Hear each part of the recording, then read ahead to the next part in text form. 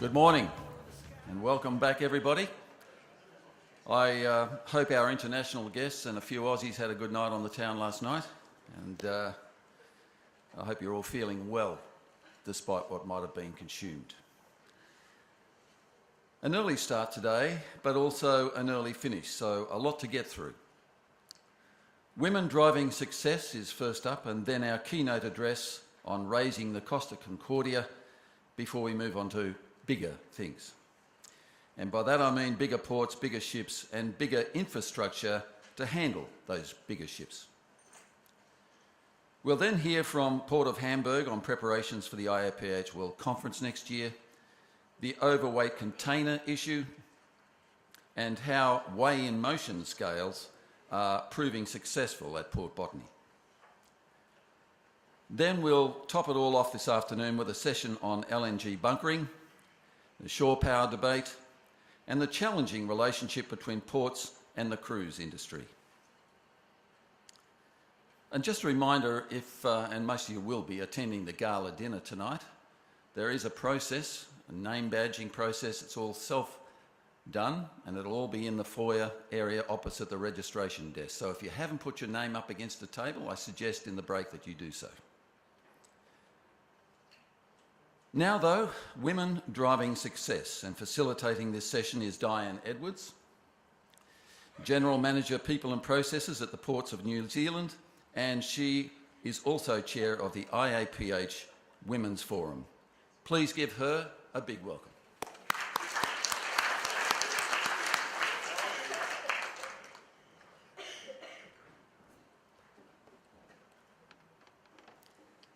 I think Bob promoted me there. I'm General Manager at the Ports of Auckland.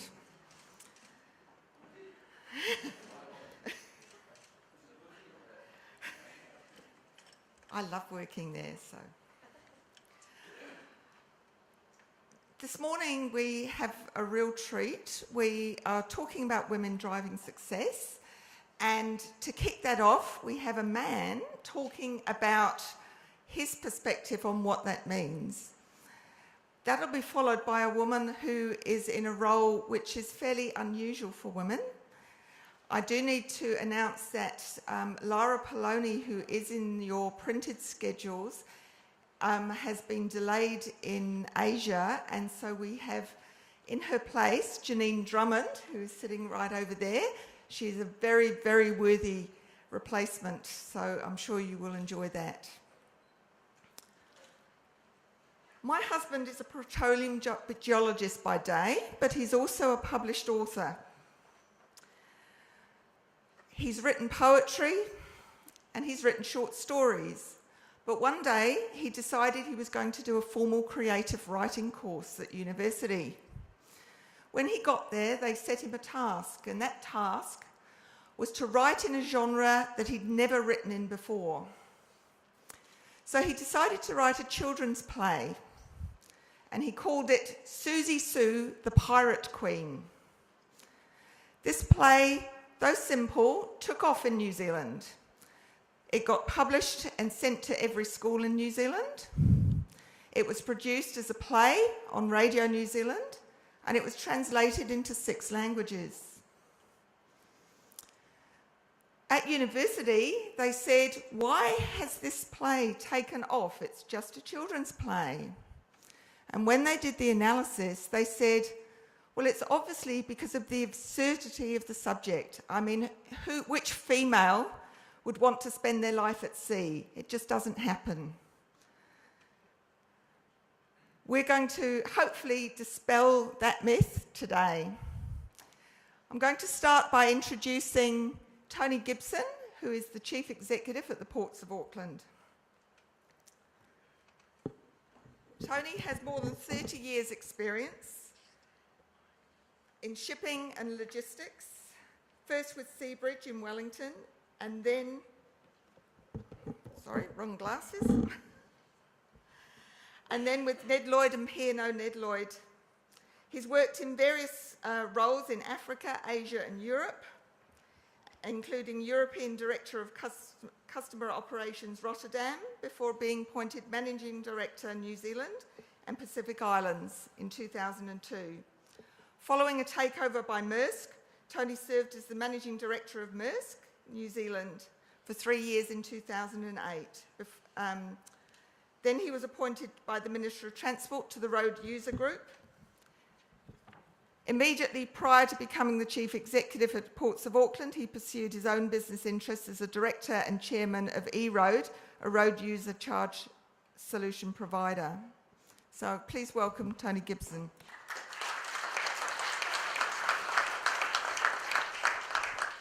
Thank you, Diane. I'll just see if the technology works.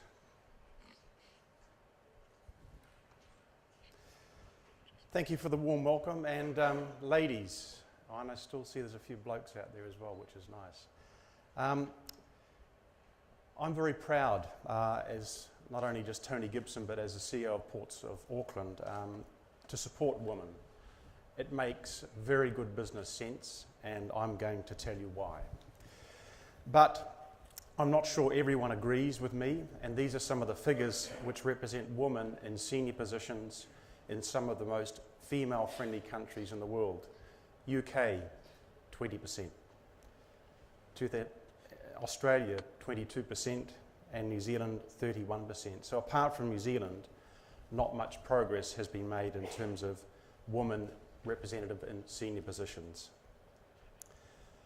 Some regions are, however, better than others. If you look at the graphs here, 37% Eastern Europe, 35% Southeast Asia, 38% China, 21% is a G7 average, 14% India, and 9% Japan. Anybody from Japan here today? Among these stats, though, there's some real telling signs.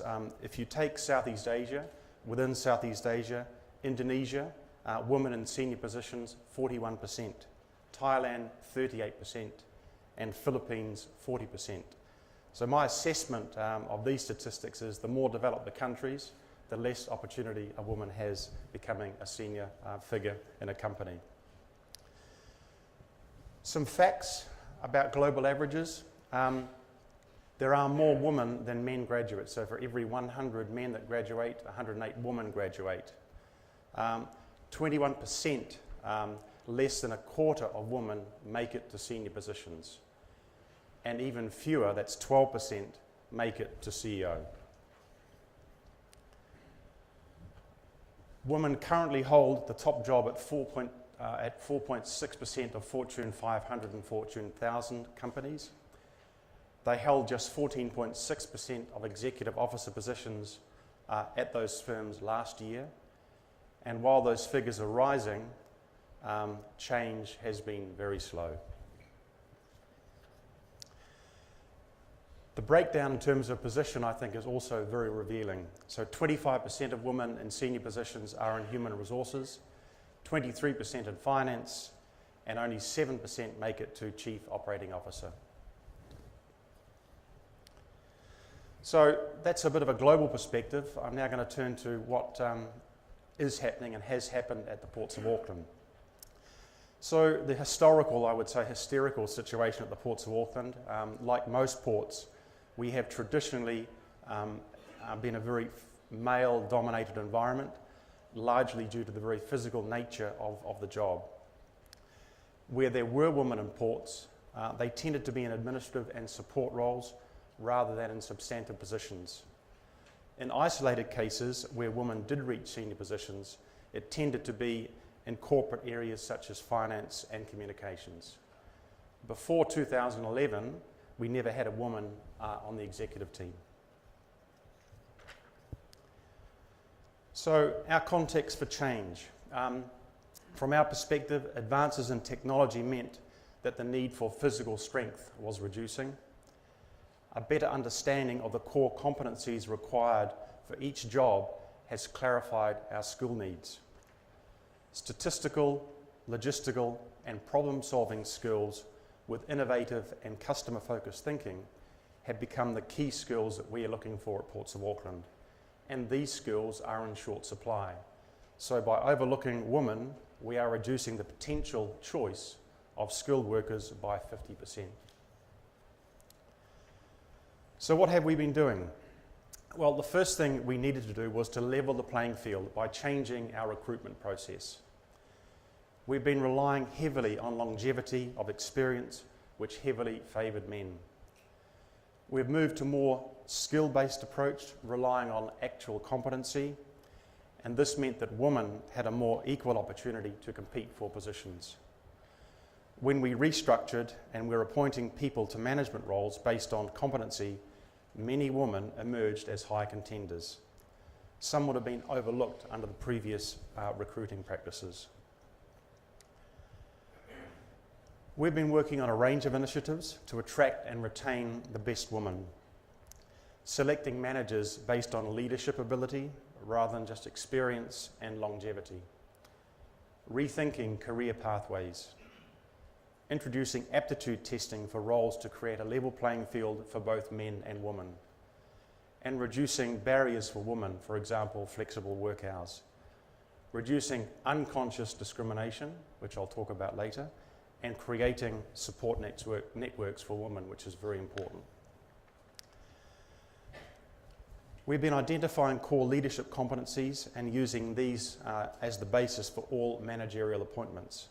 There are no quotas for women, but when these competencies were applied, a number of women stood out who had previously been overlooked. We've appointed our first woman to the executive team. We've appointed women into key senior operational management roles. Several other women have been identified as future operational managers in areas such as port infrastructure, planning, and logistics. So selecting for skill and leadership ability is very important, and selecting on skill led to the appointment of our first female executive, which is Diane, who's sitting next to me right now, and she's General Manager of People and Processes. It also led to several significant managerial appointments for women who had previously been overlooked for senior roles, and two of them are here today. The first one is Ange, who is now Manager Organisational Development and Business Improvement, and she was formerly Manager of Control and Planning, and Lee Robbins, who's Manager of Marine and Cruise. We also did a lot of rethinking around career pathways, and we questioned whether it was really necessary for straddle drivers to have spent several years as lash hands. We developed stevedore career paths that are competency and performance based rather than time based. We are giving women access to career pathways based on their skill and potential, opening up new opportunities for progression. More consideration is being given to the provision of cross-departmental experience, for example, stevedores seconded to control and planning and into project work. I'm going to give you some examples, but following recruitment into stevedoring roles less than a year ago, Heidi Kerwin and Megan Howson showed exceptional promise and were given the opportunity to train as controllers. They join Liz Louie, who was a controller but is now a competent ship planner.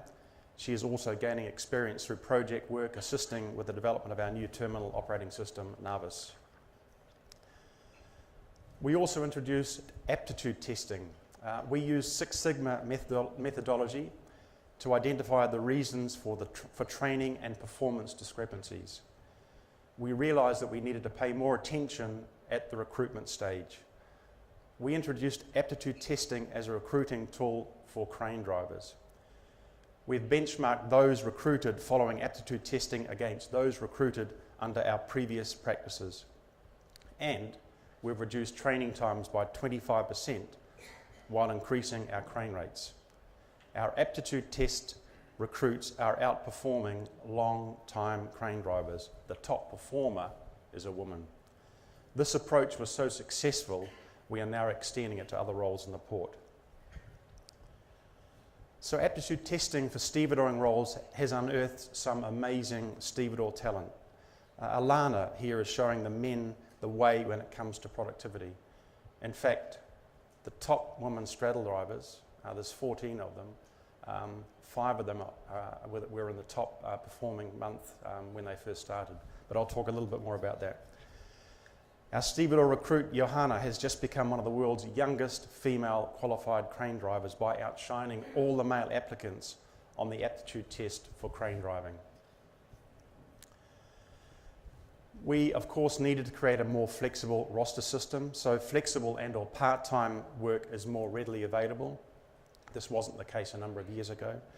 Some shifts can be tailored to fit in with specific commitments, example around school start and finish times.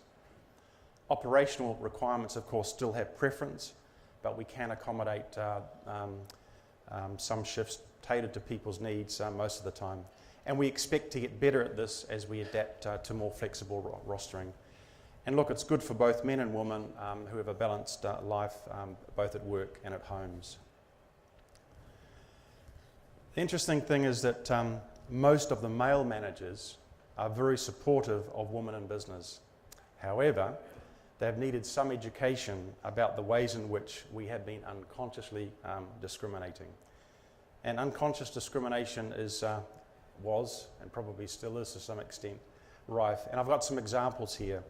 For example, the boardroom had no bathroom and still has no bathroom facilities for women, and it took a female executive to point that one out, despite the fact we got a woman on the board. Insisting that all stevedores must start as lash hands, which was our catalyst for reviewing job skills and sets. Always assuming in workshops that women in the room will be scribing. Even the woman hadn't noticed this. Forgetting to consider the differences between male and female body shapes when purchasing work clothing. Previously, women put up with it, but now we have suitable protective clothing for both sexes. It's important to create support networks, and internal morning teas and mentoring sessions for women are part of our work at the Port of Auckland.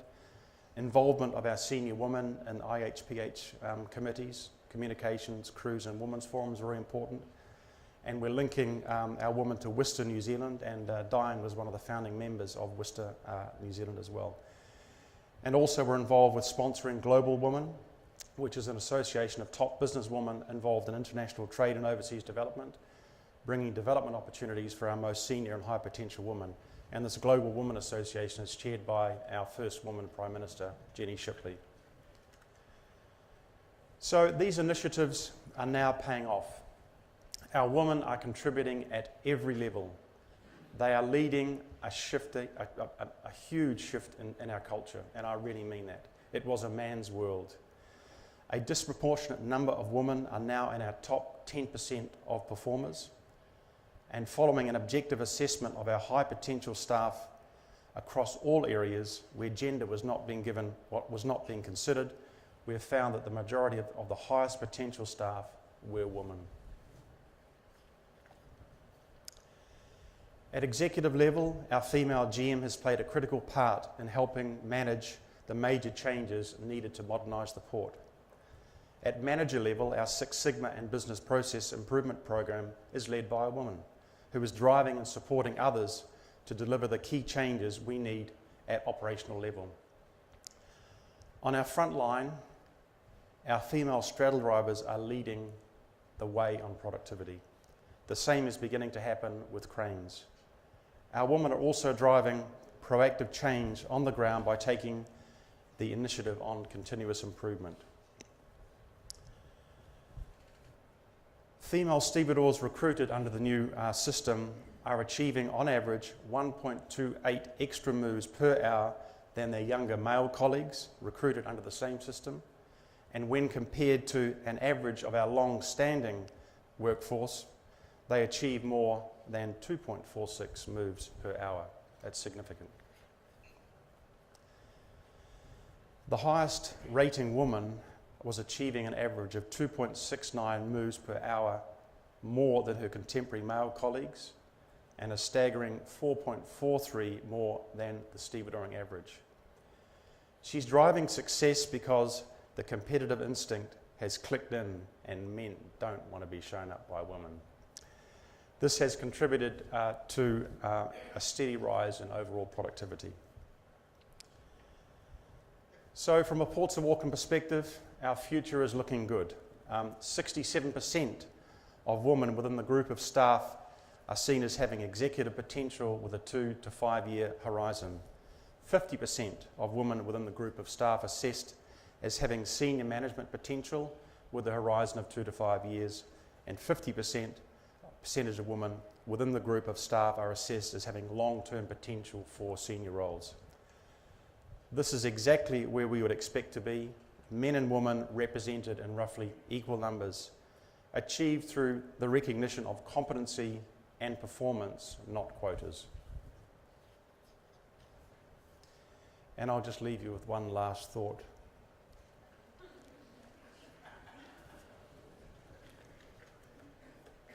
Thank you very much.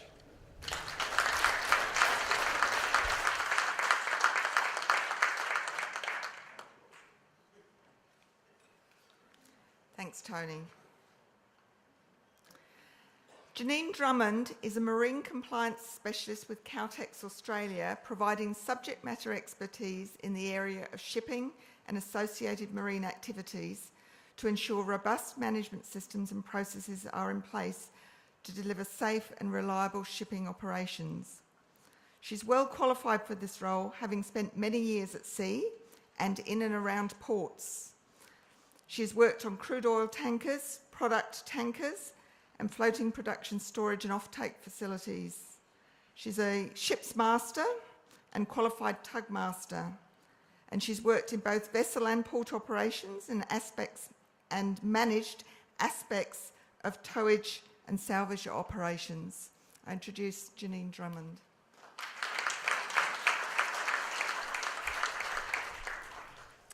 Good morning. Thank you, Diane, for the warm introduction. It is great to be here today and contributing to the International Association of Ports and Harbours Conference for 2014. I'm hoping to be able to complement Tony's interesting presentation with some of my own observations and experiences. I have worked for Caltex for the past 18 months here in Australia as a marine advisor, specialising in their marine compliance areas.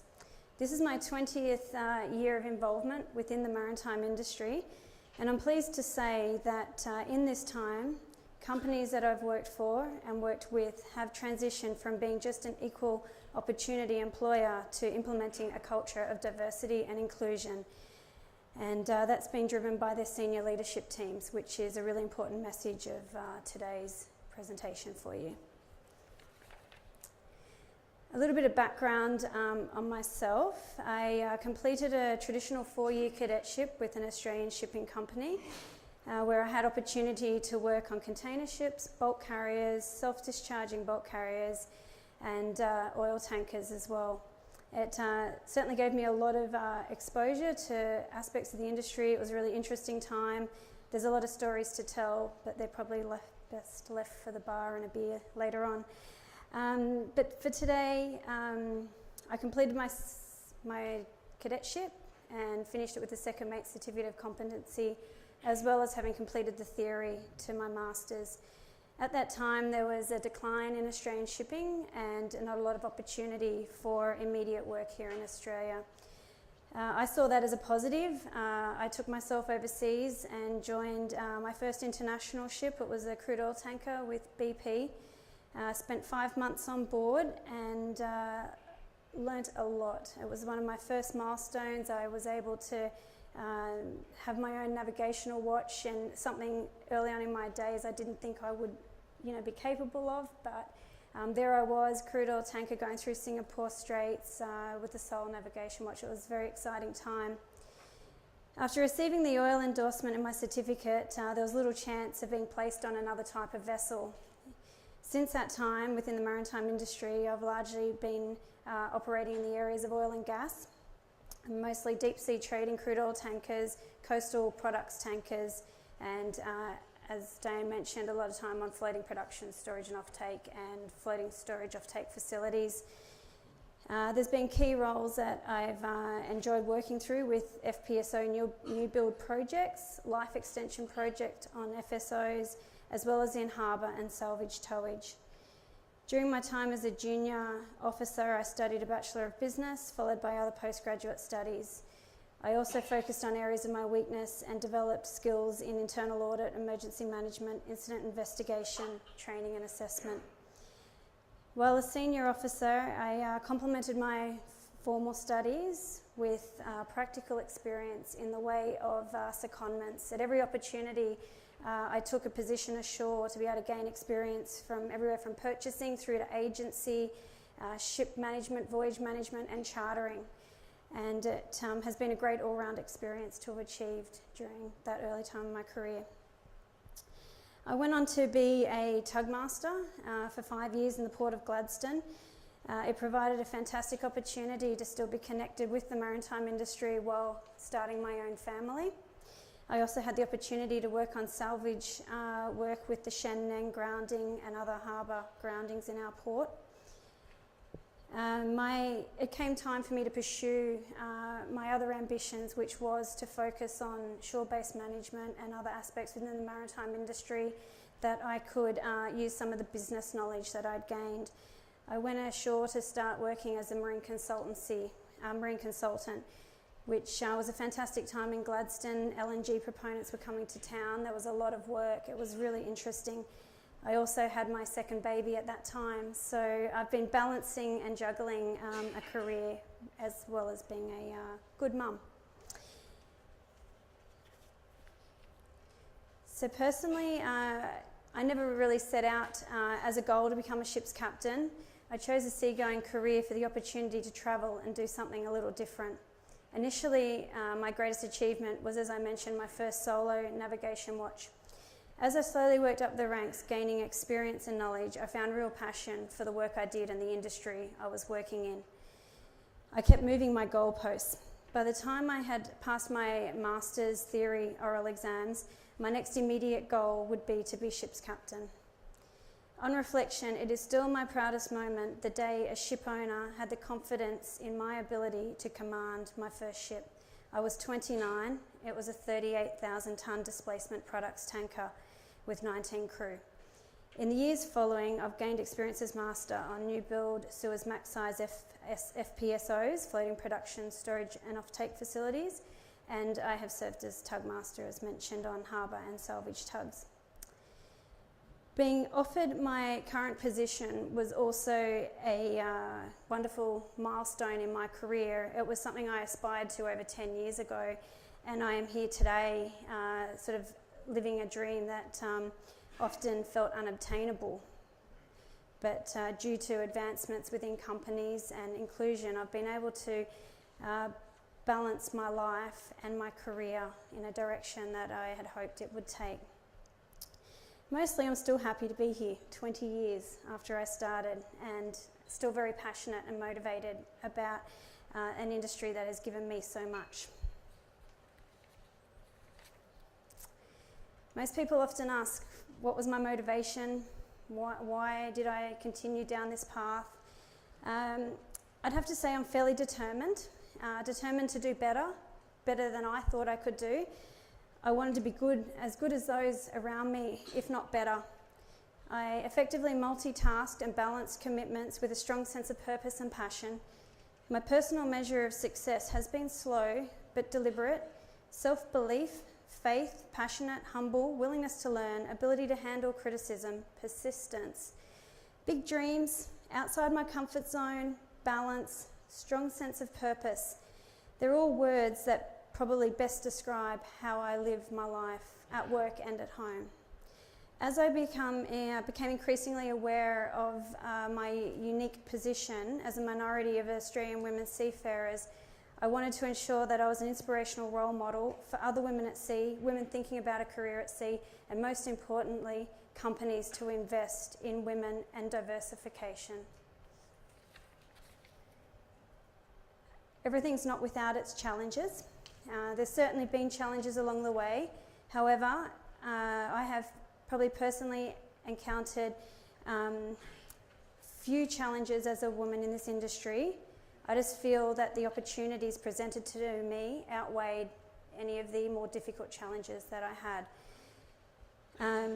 There was lack of connection with other women in the maritime industry. I found it very isolating in the days before internet and great mobile phone technologies and affordable satellites. It was very isolating at times, and to have the opportunity to discuss issues, experiences and expectations with other people who had led a similar career path would have kept you or kept me more motivated and better in touch with the realities and possibilities of the future. So someone to motivate you and understand where you're coming from is really important as a minority in any workforce.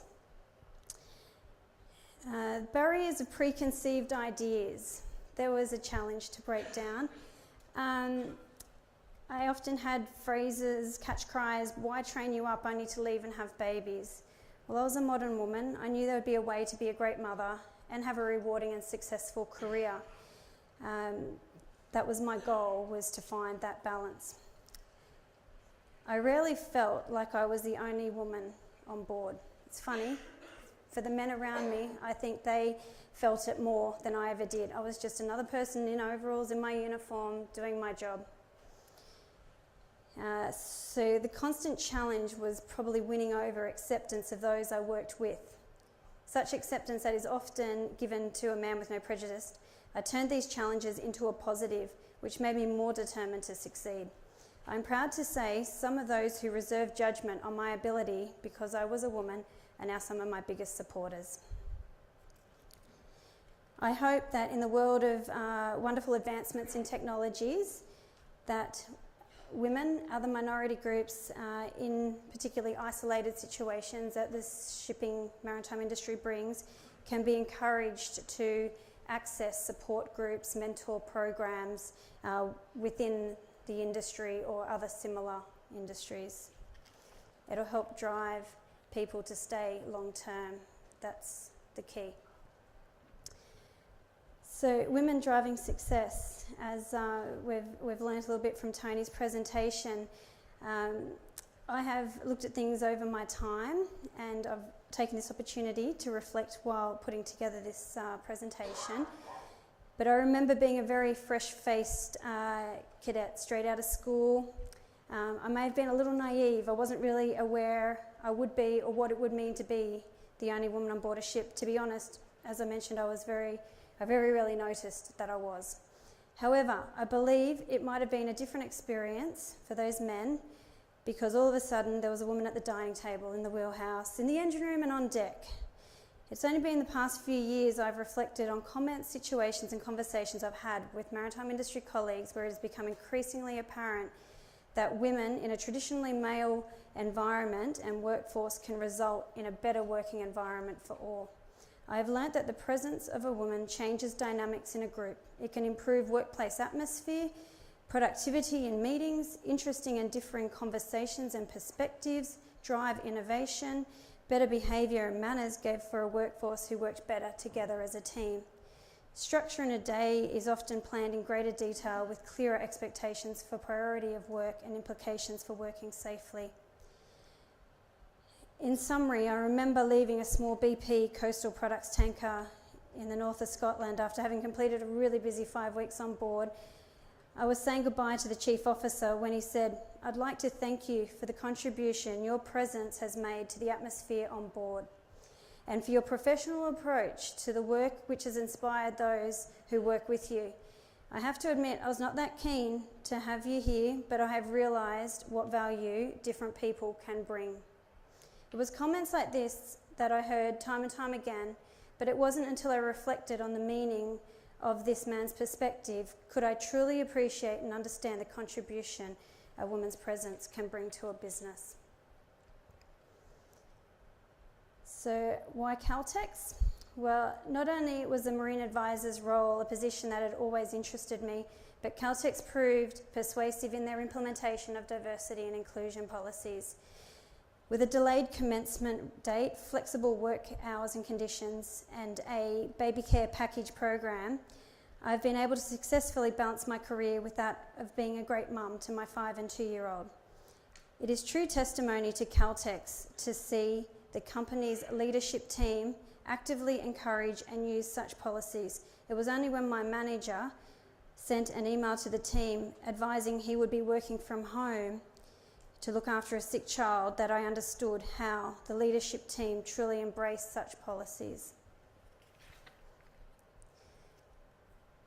As you can see from Tony's earlier presentation, many organisations are adopting the diversity and inclusion. We've moved a long way from just being an equal employment opportunity to having real practices and programs within our organisations to actively encourage women to stay long-term within what sometimes may be a challenging environment. However, we're always after the right person for the right job, and we are often finding that right person might be female. However, as most things in life, there is still scope for improvement. The focus is to work on increasing the number of females who go on to leadership roles, where they may not only be highly effective managers, but also inspire a new generation of men and women.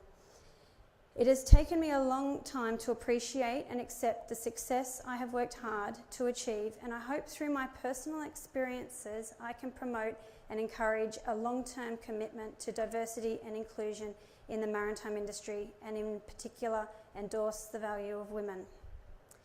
There is one more last-minute thing that I wanted to mention, and it came from a conversation I had earlier. In my lifetime, I would like to think that when we board an aeroplane and we all hear the captain speak, and it's a female, and we all look at each other and go, oh, would it be nice to not have that novelty factor one day? It's something that is working for us now, but I hope in the future that we can reach that point. Thank you for listening to me today.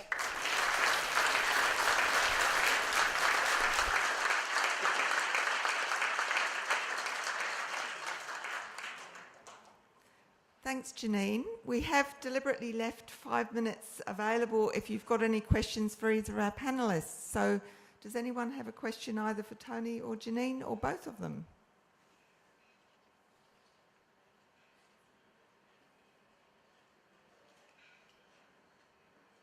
Stunned silence.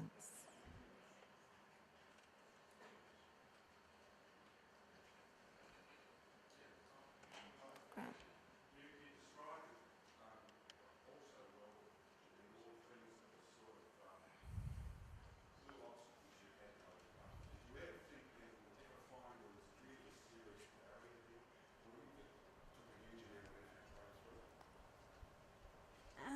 At times, there's probably lots of isolated incidences that probably build up to what could be felt as a barrier.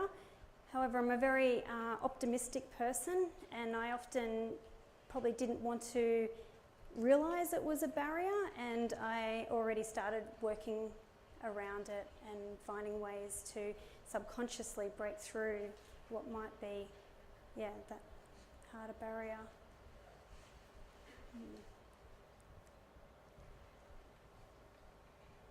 Any other questions?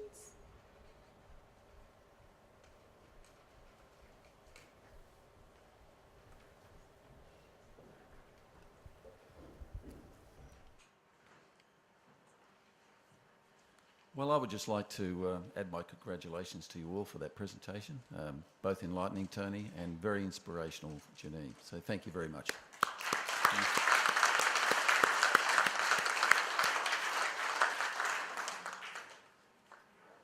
Right, do you want to just step this way, and I'll give you a few little gifts, if you wouldn't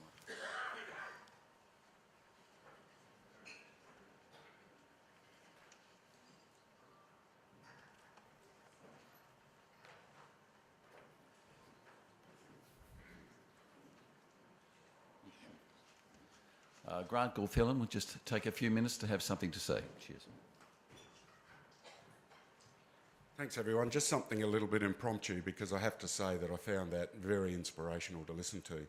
And I know that the Women's Forum is trying very hard to find a way to represent the interests of women such that it gets some form of traction. And I think today the presentation showed that it really comes down to pretty basic, simple stuff. It's simple in theory, but it's not necessarily simple to execute.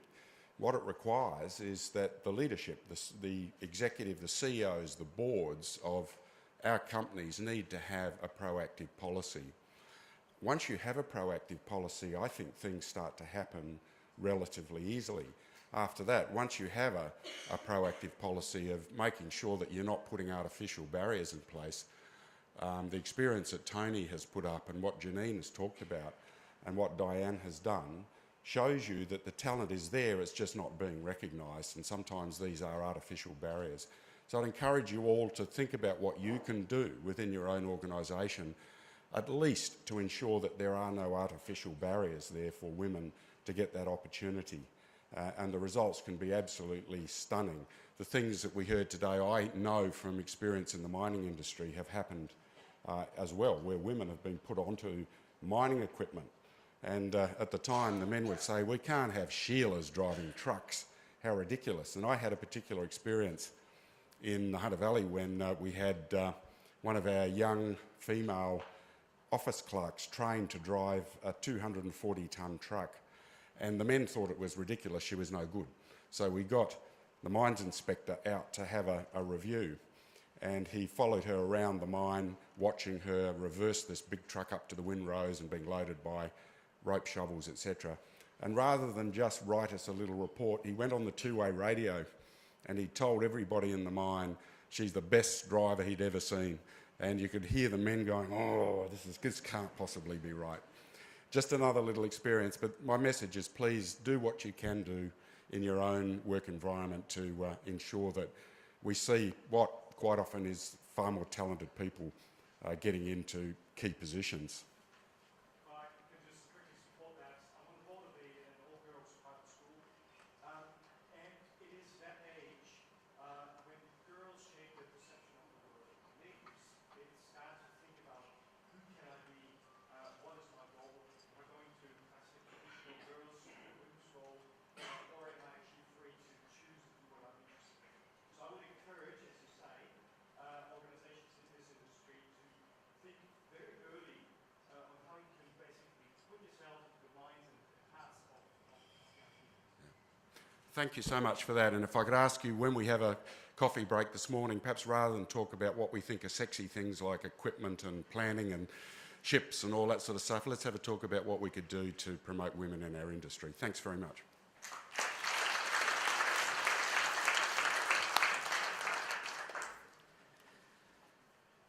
Before we move on, I've just got an apology to make for the president, from the president of Busan Port Authority, Ki-Tak Lim, who flew out this morning after being called back to South Korea on urgent government business. He's disappointed that he's not taking part today. He really wanted to do this, and in his place will be the Head of International Affairs, Mr. E.H. Lee. So that's coming up in the next session. It's hard to believe that 2 years have passed since the Costa Concordia sank off the Italian coast. And we were all amazed as the 114,000-tonne ship was hauled upright from its partially submerged position in September last year. It was a complicated 19-hour operation, but the people closest to it know more about that than we do. The salvage company responsible for that Herculean effort was Titan Salvage, a division of Crowley Maritime Corporation based in Houston, Texas. And today we have the opportunity to hear firsthand how they raised the Costa Concordia. Please give a big welcome to Crowley's Senior Vice President and General Manager Technical Services, Mr. Todd Busch.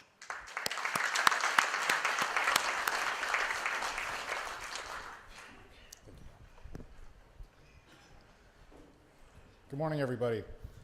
I'm going to walk around a lot. I don't stand still very good, so please forgive that. As Bob said, I'm with Crowley Maritime Corporation. For those of you who don't know, we're a U.S.-based company, about 5,500 employees, better than $2 billion in revenues. The company's divided up into 6 business groups. Technical Services is one of them. We're 132 years old, had 3 CEOs in that time, all named Tom Crowley, and we're still privately held, and my boss is Tom Crowley today. Talking to you about the Costa today, you've got to understand a little bit about going into the job.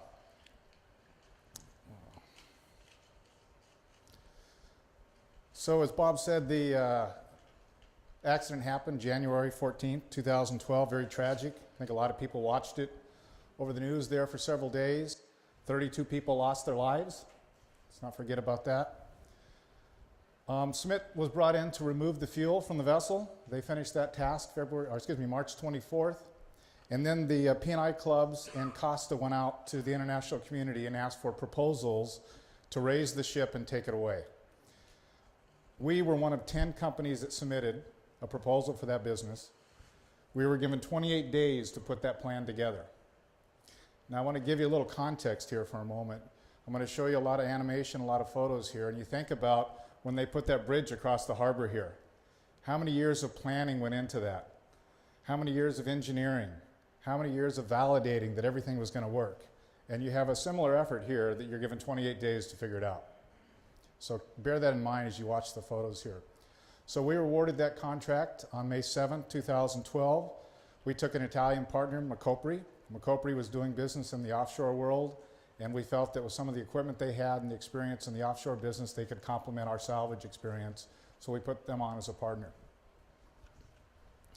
We assumed control of the wreck on May 25th, and that's important because, as you said, the accident happened in January.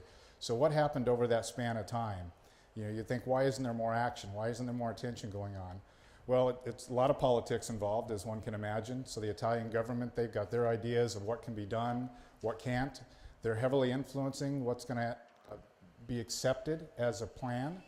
One of the things that they had in place was they did not want the vessel cut up.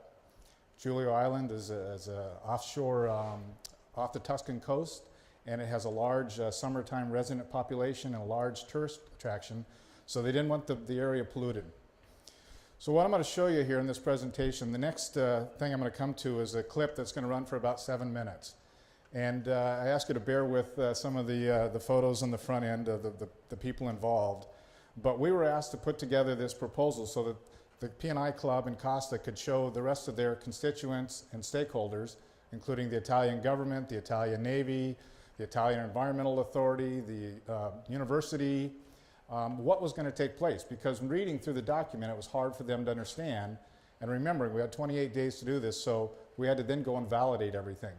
Our plan was selected as the best plan to remove the Costa safely without cutting it up. So next 7 minutes here is going to give you an idea of what we said was going to happen when we proposed this plan 2 years ago.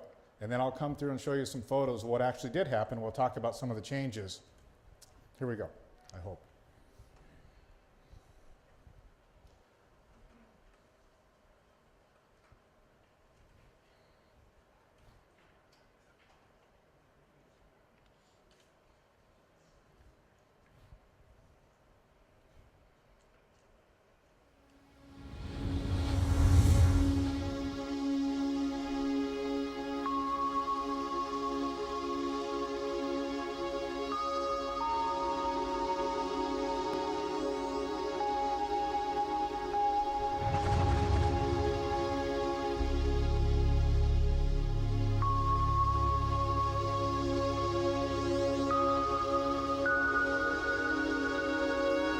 Those were the directors of the joint venture we put together.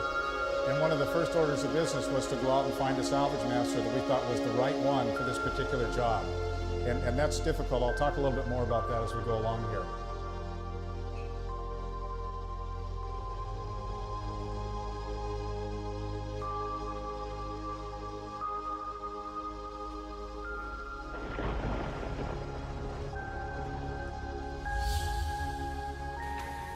Salvage master.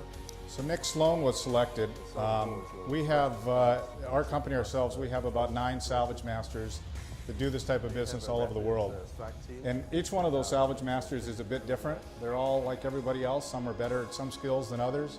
And for this particular job, because of so many stakeholders, so much media attention, the longevity of it, we really needed somebody that was really a good salvage master, so they knew the technical aspects, but in addition to that, they could be a good project manager and address all the stakeholders. And Nick is right at the top of that heap.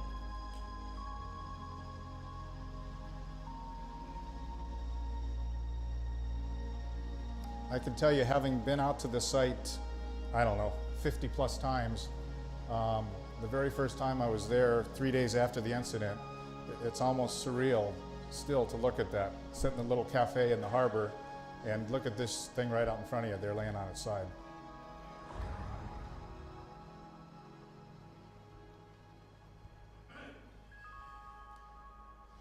So the ship damage was the area that you see there on the port side stern, and then again just aft, about 100 feet aft on the bow, it had extensive damage from where it went aground and striking the rocks.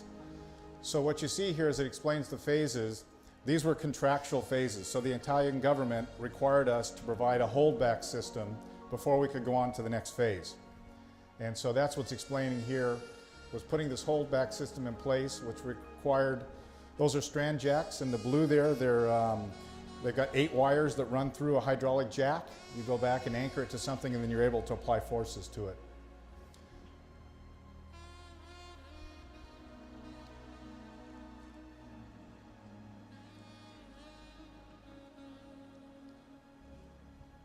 So in order to apply this holdback on the inboard side of the ship, the island side, we had to find something to anchor to. And so what you see there are some anchor blocks, which we'll show you some photos of here shortly. And those are actually attached to the granite of the island. We had to go in and landscape the granite in order to get a flat surface, put those anchor blocks that we had manufactured on top of that, and then we use what's called pinion piles, which are small piles, and they're driven down through the granite and then hydraulically tightened up to hold it in position.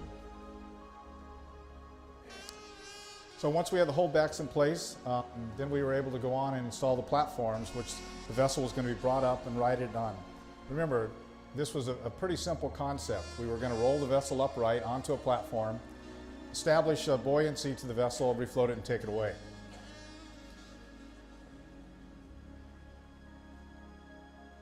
All those piles that you see there supporting the platforms, each of those had to be driven directly into the granite.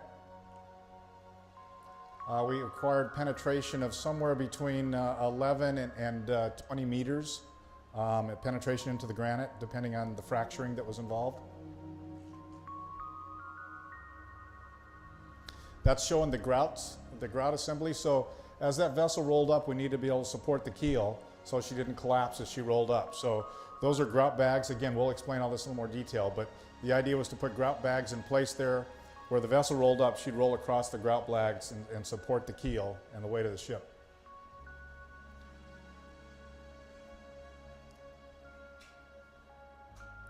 So getting to the point of par buckling, you see all the holdbacks put in place there. Sponsons are going to go over the top here now to provide buoyancy once it's time to raise her. But all those anchor chains that are the holdbacks, on the other side where you saw the towers coming up, there's strand jacks on those towers, so that's a way to provide leverage.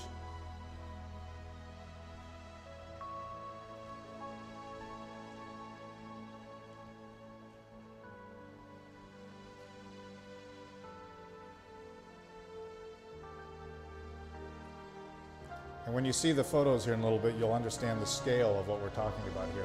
This really doesn't give it a lot of justice. So you see the wire running down outboard the sponson there. So there's really 2 leverages here. One was outboard that sponson down to the platform, and then the other was alongside the ship, underneath the ship, back to those holdbacks, those anchor blocks that we put in place.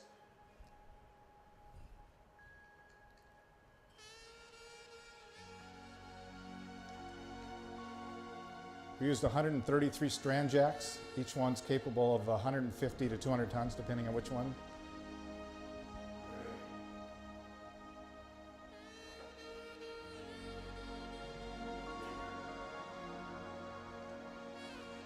So the outboard sponsons are on. That allowed the par buckling to take place. And right now we're gearing up to put those sponsons on the starboard side. You'll see those in the news here. Next 30 days, those will start to be put on. Once we get all those assembled alongside the ship there and attached, then we'll go through the refloating process, which will take place very end of June, first part of July.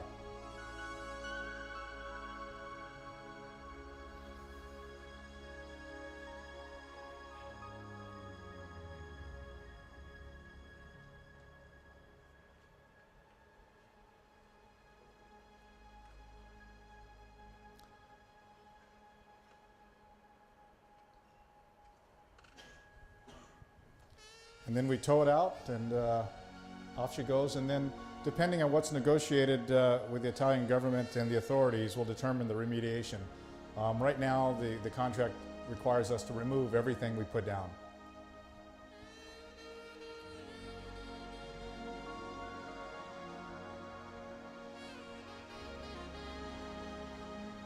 So I think that gives you a pretty good idea of what's going to take place.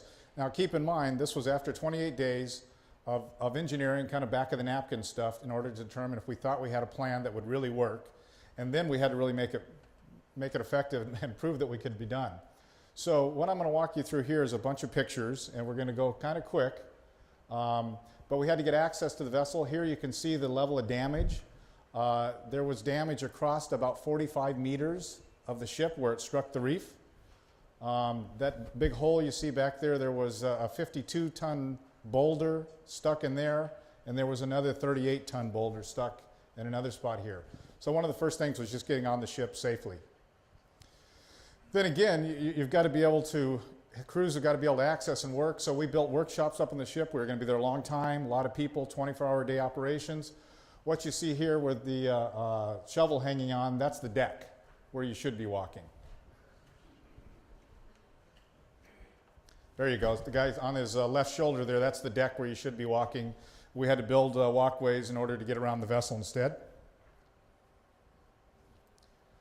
So welding. So all of those holdbacks that were put on, all the sponson support, all that took welders non-stop, 24/7 for almost a year preparing that ship. So you can see everything had to be brought on, everything had to be taken care of, you had to be maintained on site. So a lot of work went into the prep ends, getting ready for that. So nice site overview. So what you see offshore here is the Macopri 30 and the vessels supporting the offshore drilling, putting in those pilings, and then they're going to install the platforms. And then on the inshore side, the vessel to the right, just inside the rock cropping, they're responsible for putting in those anchor blocks and those towers. And then the vessel up near the bow, they're doing all that grouting and the diving that's taking place around there. There's one of the boulders that's got to be taken out, so the guys had to figure out how to get that out of the ship. Big issue was environmental damage, as you concerned mitigating so that we didn't cause any further damage that was already done during the incident. So these Penino nubilis clams, very large as you can see, they're evidently indigenous to this area. And so what we had to go in and map every single one of these, where they were on the floor, assign a number to them, move them to another place about a half a mile away, put them in a similar area so they could all be communicating with each other like they used to do, and have that map so we could bring them back and put them back in place once we're done with the job. The same with all that grass. I came to learn that all seagrass is not seagrass. This is Posidonia seagrass, and it's unique to this area. And again, there was an effort to preserve this, so we had to move large patches of this and keep it growing in another place in order to bring it back and transplant it later. We talk about these crews, so you can see they're out there welding, putting the strong points and the holdbacks in position there. All the crews were trained for rope climbing, something different. You know, the guys aren't normally done, so they all go through a 5-day course. They're outfitted with special harnesses. Here's those strand jacks. So you can see there's, depending on the one, 8 or 12 bundle wire that goes through that. Those bundles go around to that holdback point, and then hydraulics apply the jacking mechanism so you can tighten that up. They're a great tool. They are very flexible and allow you to do a lot of things. The one thing about it, when you think about something like this, because of the distance of travel of those wires, you've got to bring that ship all the way upright. All that excess wire that comes through when you're jacking, you've got to find something to do with that, which turned out to be quite an effort. So again, just showing the efforts getting the vessel ready. All those grid lines you see, so all the paint had to be taken off in order to do any welding. Can't have paint in the water, so you got to have a special tool that was designed just for this to take up all the scrappings as it comes off. This was the famous, as it turned out to be, October Halloween storm, October 31st, 2012. We were assured by all the locals that the bad weather doesn't come until December and January. Fortunate for everybody, I think, we had all the holdbacks in place, or we may have had a very different scenario. The vessel did take substantial damage over that about 50 hours of heavy weather. What it did is it actually drove the vessel down onto the rock outcroppings another 1/2 meter and moved it offshore another 1/2 meter when it was over and done. So here we are in December. We're still carrying on, getting ready. February, we're getting close to sponson time. March, there's that nice weather back. Anchor blocks, drilling, so we'll show you some photos here. Lots of diving, and I'll give you some statistics at the end, but lots of diving. So here's the anchor blocks. Remind you that everything here had to be manufactured. None of this is off the shelf. You don't go buy it. So you got to design it, engineer it for the strengths required, go and build it, come back and install it. Landscaping of the rocks. So the whole island, if you look at the contour of the island, it just keeps going like that once you get subsea. In fact, if this vessel would have sank another 100 meters out, it'd have been long gone. Tensioning up those pinion piles. Divers, so you see that big sling, you can get a magnitude of the size of the anchor blocks and that sling going back to the holdbacks with the diver there. Putting the towers, so those towers are what sit on top of those anchor blocks. You see the strand jacks up over the top, the arch there to carry the wire, the extra wires that suck through. Again, putting the towers on top of the anchor blocks. See how close it is to shore there? Very tight. You see that contour of the island? That just continues down. One thing we did learn, we had some geotech experts in from around the world. The island's got a lot of fractures. That granite's got fractures and fissures that run all through it. And so you have to do different type of drilling depending on the types of fractures and which way they run. K4, that's 4 1/4 inch chain, about 355 pounds of link. So again, as that chain and everything goes through, you got to protect the ship because you start to pull that pressure to it, you're just going to crush the ship. So we had to put bilge protectors in place. Here's guys out working again in the weather. So here's sponsons being manufactured. So I'll show you a map here in a little bit of all the facilities in Italy that we put to work over the last 2 years. One of the interesting things about these sponsons was when it came time to take them out to the ship, we really needed them orientated, so you just made one pick and put them onto the Costa. Well, they come out of the yards in all different ways depending on the manufacturing, so we had to figure out a way to how to flip these things around. So we actually built and designed and built this tool to flip them around to put them in the orientation that we want to load them on the barges. So this was an exciting day. First day, the first sponson goes on. It's going to go, they're going to drop it. I mean, all types of things. It was a lot of anxious moments that day, but things went very well. Then once it got down there, wow, it fits. Amazing, good engineering. Here we are putting some of the last sponsons on. Those sponsons go up to about 850 tons. Okay, grouting spread. I mentioned the barge that you see here in the foreground up front, grouting. So that's divers, 24/7. We had started out with 6 teams, 66 divers. We ended up double that, 132 divers on the project because of the amount of grouting that was required. Here's the grout bags. They're just a geotech bag. They're taken down, put in place, and then they're pumped with a malleable cement. The cement stays semi-malleable, so as you roll up onto it with a bilge keel, it kind of forms with it. Here they are in place.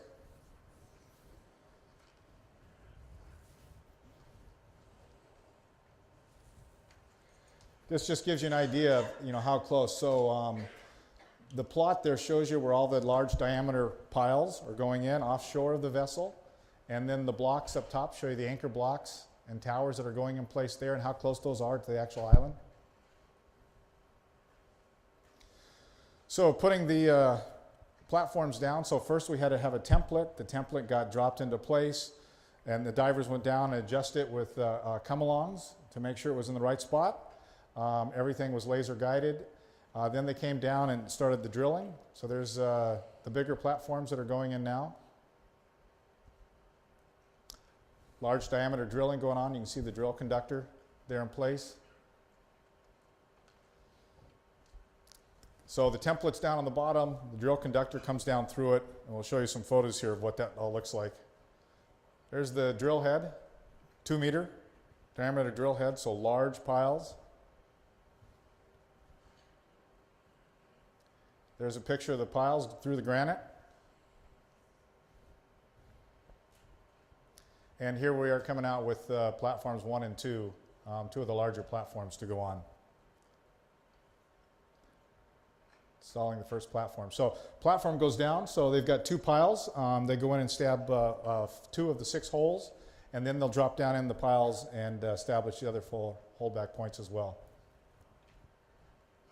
These were leveled to within 2 meters, or excuse me, 2 millimeters.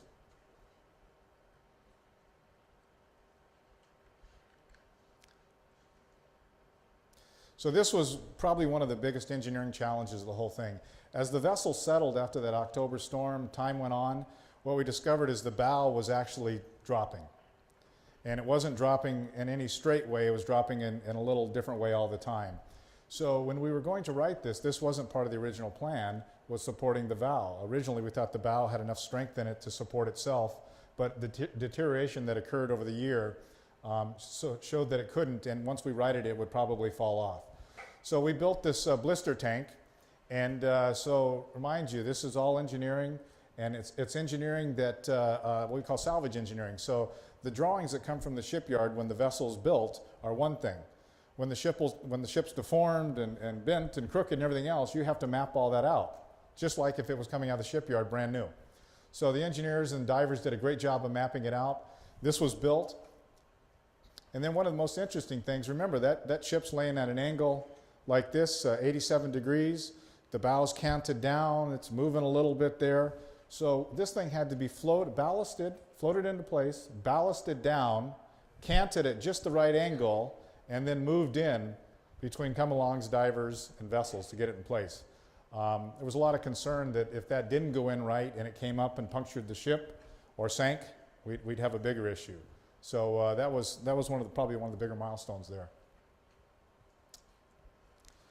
So there's all the strand jacks and bundles in place. Getting ready for par buckling, you see up there on top of the sponson, you see that little swinging tray. That's the power pack and hydraulic units to drive all those strand jacks. It's swinging because remember, as the ship comes up, you got to keep righting that thing. Fuel on board, can't spill any fuel. See all the ballast control system. So again, this isn't something that's bought off a shelf. This is all designed specifically for this project based on the amount of ballast required, how quick they had to move it. And then up front there, that's the control tower you see that's running. They could control every single sponson individually, together, or in any series. The same with all those strand jacks, 133 strand jacks, each one individually operated or in any series or all together. So par buckling begins there. See the sponson start to enter the water. She's up. That was a pretty exciting day that night. You can see some of the damage. So the vessel really was sitting on 2 rock outcroppings, and this is the best way to see it. You see the damage there on the stern, way back there. Well, that was one big rock outcropping that actually penetrated the side shell of the ship and held it there. The one up on the just aft of the bow there, close to midships, again, set on a big rock outcropping there and supported the ship. Had those things not been there, because below that, remember that's all those grout bags that filled in that whole area. Had those not been there, this thing probably would not have stayed. It would have slid down the slope. I mean, it really is a miracle. So now that we've got it up, as we had going into the winter, to get ready for putting on the starboard sponsons this year, the Italian government decided that they didn't want us to work through the winter, putting sponsons on. They wanted us in a very scaled down version of operations. So, as you can imagine, the smell was not very nice here. We had concerns about our people getting sick. So what we did, went into a lot of cleaning here. And then all the obstructions in the ship had to be cut off so we could start designing the sponson grillage. So remember, the ship's been laying down, so you don't really know exactly what it looks like. So you got all these sponsons built. Now you got to figure out how you're going to attach them.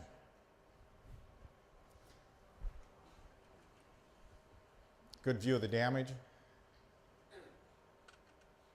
There's those sponsons that were all above water. Now they're completely below as this thing's sitting on the platform. Salvers are pretty ingenious, so they had to do a lot of pressure washing and cleaning. So they decided, well, we'll just fill the swimming pool up and draw from it. Worked great. So again, they're cleaning the ship to get all that debris. And the biggest part of this was really a hazard to people. You know, there was a lot of concern about bacteria and mold and people working around it, aside from the smell for the people on the island. All the debris, I mean, the debris that came off the ship when she came up was about 4.5 to 6 meters deep on the seafloor, all alongside the ship, of stuff falling off when she came upright. These are the sponsons that will go on the starboard side of the ship. Okay, so this is going to run, this takes about 3 minutes. This is a time lapse of the parbuckling that goes on. But while this runs, I can answer any questions if anybody might have.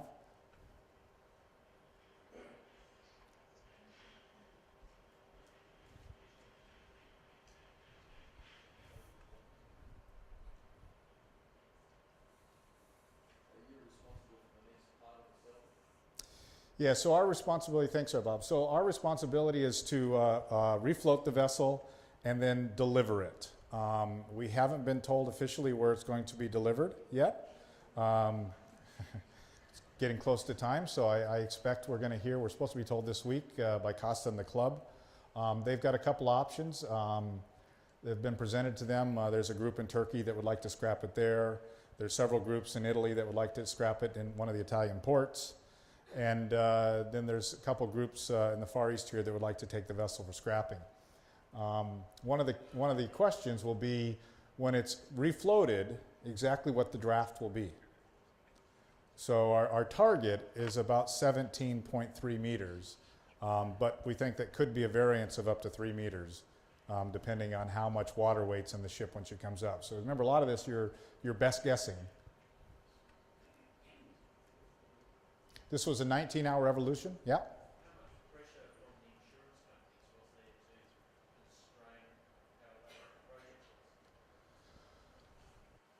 Well, I mean, in all fairness, they're paying the bills, and yeah, there's a lot of pressure. But probably the bigger pressure was what they received from the Italian government, and what the Italian government would accept.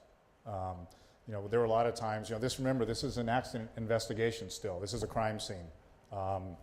There's still one body that hasn't been found. And the Italian government's view is, until this is gone, it's a crime scene. So they would come out, shut us down for a week while they went and looked at something in the vessel or tried to get some additional information or find a part. So there's a lot of pressure on them, for sure. And we feel it every day. Yeah? Did you have any incidents during the work? Yeah, we had one fatality, one diver fatality. Which was very, very unfortunate. That occurred just about 44 days ago. We had small nicks and scrapes and bruises, but other than the one fatality, amazingly safe job. Yeah.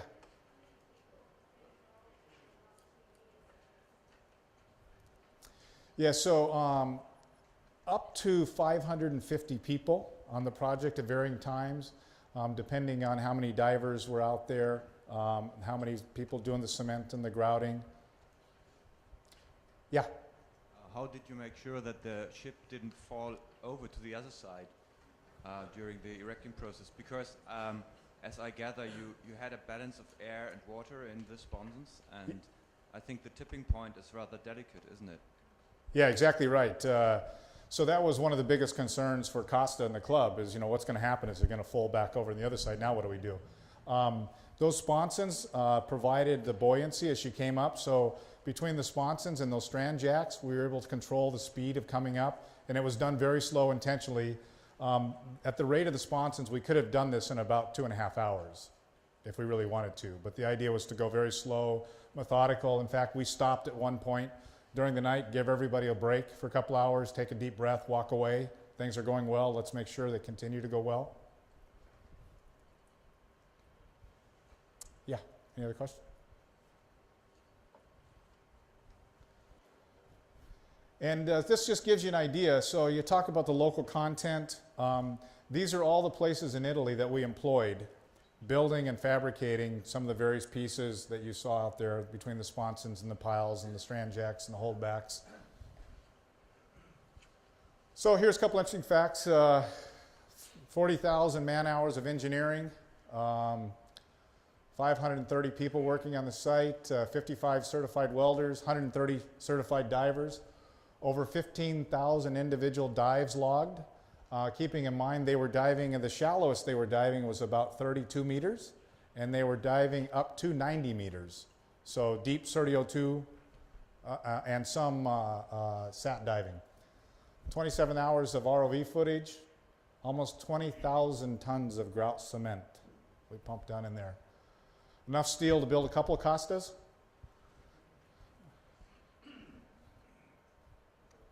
Thanks.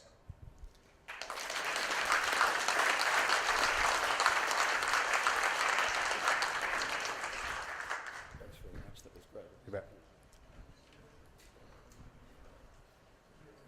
Great. Thanks very much. Thanks. Much Appreciate it. Thank you again.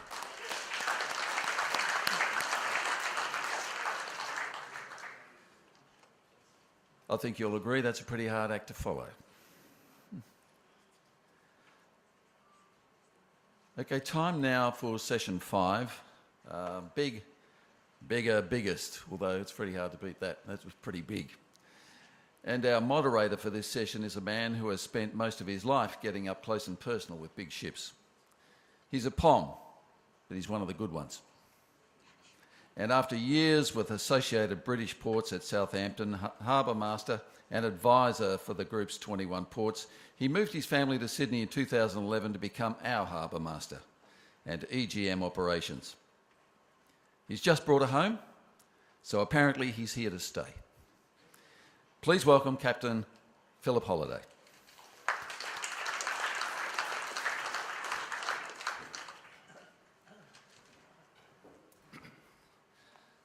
You've got to love Bob and his introductions, haven't you? I'm excited to see myself. That was me ad-libbing as well, so I'm in trouble already. Thanks, Bob. We all have different levels of challenge in our various maritime businesses and roles. One of my key responsibilities as harbour master is to ensure that all ships entering and leaving our ports here in Sydney do so safely and in a timely manner. My team of pilots and VTS staff and port officers do a great job when challenged by the myriad of ships we get here, like the Queen Mary 2, for example.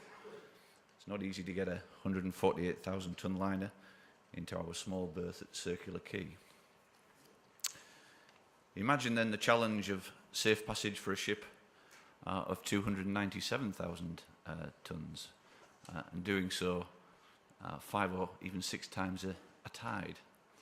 It's a daily routine for the Port Hedland Port Authority, which runs the world's biggest minerals export port in an isolated part of the Pilbara on the coast of Western Australia.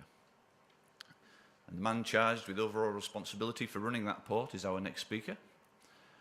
Since joining the authority as its CEO in 2012, he has guided a period of incredible growth from 200 million tonnes per year to an expected 350 million tonnes this financial year.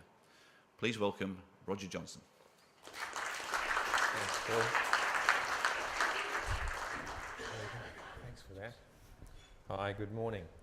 Thanks very much for taking the trouble to come and listen to some of our story. I'm going to take you on a little bit of a journey today around the port over the last couple of years as I've experienced it, and show you some of the things that we've had to do with the sorts of pressures that we've been facing to get more and more out of Port Hedland. Just going back to what Phil says, I pretty well set this sort of saying Port Hedland, everybody knows where that is, but just to re-emphasise what, for those of you who don't, if you're not in the mining trade or in Australian shipping, then you fly 5 hours towards Perth and then a further 2 hours further north. So it is pretty remote. The town of Port Hedland is about 10,000 people in it. This is a picture of the western side of the port, so that's facing north up that way. This is facing west. This is called Finnegan Island, and these are BHP berths, so that's Finnegan Island A, B, and then C and D, and the berth in the middle there is Utah, which I'll touch base on with the Utah Stockyards, which is a port berth. Just to give you some idea of the, oops, I think I've skipped one slide too many. Just to give you some idea of the journey in the last couple of years, we put through about 288 million tonnes in 12-13, about 280 million tonnes of that was iron ore. And this forecast seems to rise every day. We did 173 million tonnes up till December, 6 months into our financial year. March, we have just achieved an all-time record month of 35.5 million tonnes throughput just for March. So we seem to be growing at ever faster rates. Our current growth rate year to date is 30% year on year, off on a really big base. Over the years from 2009 to 2014, an annualised average of 20% growth rate. And of course, vessel movements, 4,140 in 12-13 to a predicted 4,800. In fact, our vessel movements are not growing quite as fast as the volume, and you'll see why when I show you the vessel profile that's calling on the port. In Western Australia, we produce over a quarter of the world's iron ore in 2012, and we account for, in Western Australian ports, a total of about 42% of global iron ore shipments. Port Hedland, just by itself, currently accounts for 24% of all seaborne iron ore traffic, and is forecasted to increase to about 27% of that traffic in 2014. This is a chart just showing you the growth of iron ore in Western Australia. So the total top line there is the growth of iron ore, and the red is the growth of iron ore in Port Hedland. In the 12-13 year, we did about 288 million tonnes, as we've said, and that was off 12 Cape-size berths and 1 Panamax berth. This year we're operating off 13 Cape-size berths as AP4 has come on stream, and there are currently under construction a further 3 Cape-size berths in Port Hedland, so we will grow to 16 Cape-size berths, which will facilitate the extra output. Just to give you a sense once again, in Port Hedland, its economic importance to Western Australia, the Western Australian government expects to make about $5.8 billion this year out of royalties. That's all up oil, gas, iron ore, of which about $3 billion of that, so more than half of the Western Australia's royalty income stream, is facilitated by exports through Port Hedland. Value of exports currently is about $40 billion a year. This is a trend just showing you. So I joined the Port Authority and we were doing about 17.5 million tonnes a month throughput. We have now doubled that because the bar chart here for February is just a smidgen under 30, and March is now 35.5 million tonnes. So in 27 months we've literally doubled our capability in terms of export capacity. And it's expected to continue growing at that sort of a rate. So average run rate on March was 1.1 million tonnes a day. Just to show you some of the trends, the progressive growth of tonnes on a tide. So when I joined the Port Authority, we went back and did a modelling exercise. What can you get out? You know, how are you going to facilitate it? What are the drivers? All the natural things you'd all arrive at concluding. You know, vessel size growth, deeper drafts, wider vessels, you know, shorter departure windows, and all of those sorts of things. So prior to my arrival, 2009, they'd done 841,000 tonnes on a tide. On the 4th of June 2012, after we'd done our modelling, we decided this is a benchmark. We're going to get 1 million tonnes on a tide. So we had a crack at it, and we failed. We got 947,000 tonnes on the tide, and 2 weeks later we doubled back around and had another good crack at it. And so for the first time, 12th of June 2012, 1,040,000 tonnes on a tide. And subsequent, I've just put up a number of showing you that is now a consistent capability. And on the 6th of April, 2 nights ago, as Grant alluded to yesterday, we did 1.111113 million tonnes on a tide. And why the guys can't get these numbers round, I have no idea. Just a couple of other pointers. 8th of March, for the first time we got 1 million tonnes on 5 Cape-size vessels. So again, giving you an indication of the increasing size of the very large ore carriers that are calling on the port. And we did that same thing again on the 24th of March. It was 5 ore carriers that gave us the 1 million tonnes. And since the 18th of June 2012, we have done 5 vessels on a tide, something like 60 or 70 times. So it's becoming one of the things we're getting quite adept at being able to do. Just giving you an idea of fleet profile, 2019, 10% of our fleet was over 200,000 tonnes deadweight and nothing over 250,000 tonnes. At the last look, 13-14, as at about December, 33% of our fleet calling on the port was 200,000 tonne deadweight and 6% over 250,000 tonnes.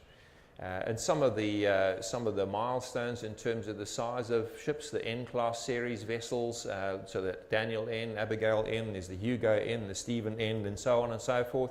Abigail N, 297,430. The Wugang Haiyun beat that in November. There's quite a lot of these series as well.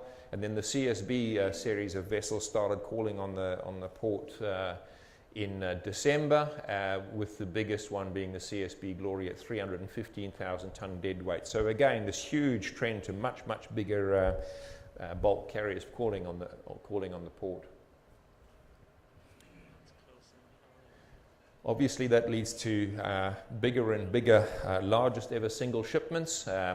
And again, you know, for 38 tonnes, I would have thought we could have made that 264,000 tonnes. So the Hugo N left the port on the 5th of December.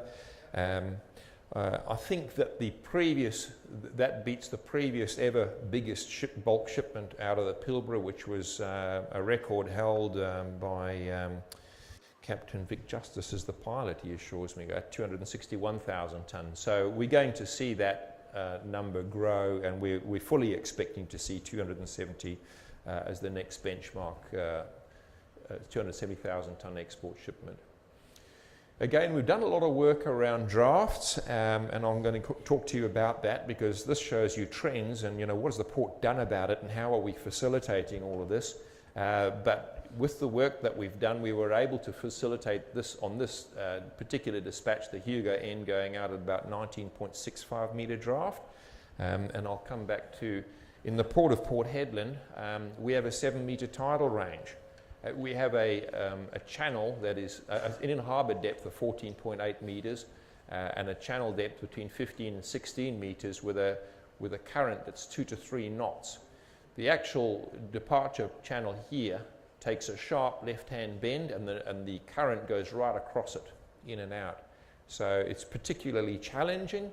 At the actual entrance point here, entrance exit to the port, called Hunt Point, the channel width is 183 metres.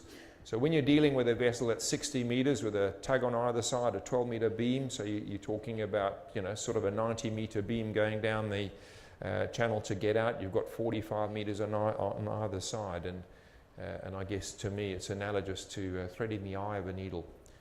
And we do that with convoys of 6 vessels, one after the other, every single day.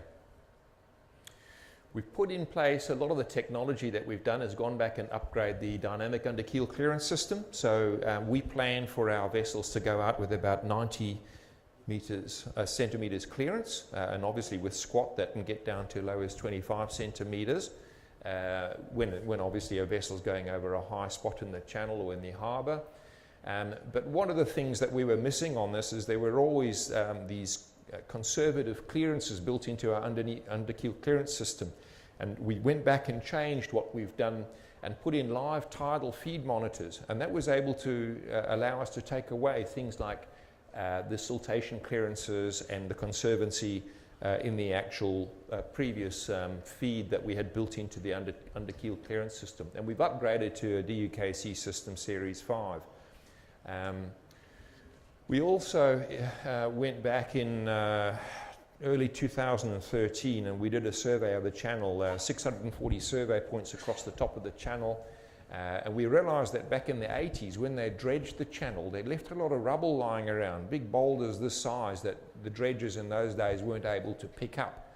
And we wondered if we managed to pick up all of those boulders, then how much extra depth could we get? We employed the Sebastian Elcano on July, August last year and sucked up all of that stuff. It wasn't big in terms of volume, about 300,000 cubic meters. And we've gone back and resurveyed the channel over December and January. So we've now put the new declared depths into our underkeel clearance system. So the removal of the siltation allowance, the high spot dredging on the inner harbour, as well as across the channel, and the revision of the tidal model. We've done an awful lot of work around measuring the actual channel depths to the ellipsoid as opposed to the old previous chart datum, taking that as granted. And has given us a net average benefit of 71 centimetres extra draft.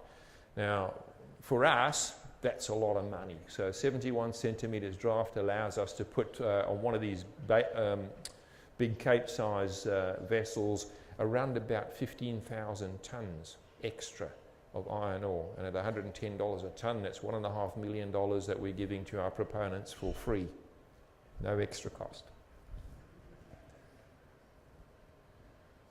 Obviously, when you're dredging and you've removed 71 centimetres, you can do one of the other things. I told you we have a 7-metre tidal rise and fall. So our tidal departure windows, when you're running drafts of 18 odd metres, was quite restricted. It was about a 3.5 hour window. And with that extra depth that we can now declare, it's opened us up to 4.5 hour windows with 30-metre departure gaps. So that takes us from being able to dispatch 6 vessels on a tide to the possibility of 8. And I can tell you we're working on it. So we damn near got 7 on a tide about 2 weeks ago. Unfortunately, we didn't. That was the 24th of March when we got 6 on a tide, but it wasn't far from it. One of the problems we're faced with the sorts of size vessels and the ever-increasing size vessels is in fact towage. So towage in 2009, we had 10 stern drive tugs. 2014 currently, we have 15 to 16 operational in the port. 8 or 9 are rotor tugs, so we've gone to 80-tonne bollard pull on these standard rotor tugs, and we're also bringing in a fleet of about 6 escort tugs, which are 110-tonne Rastars.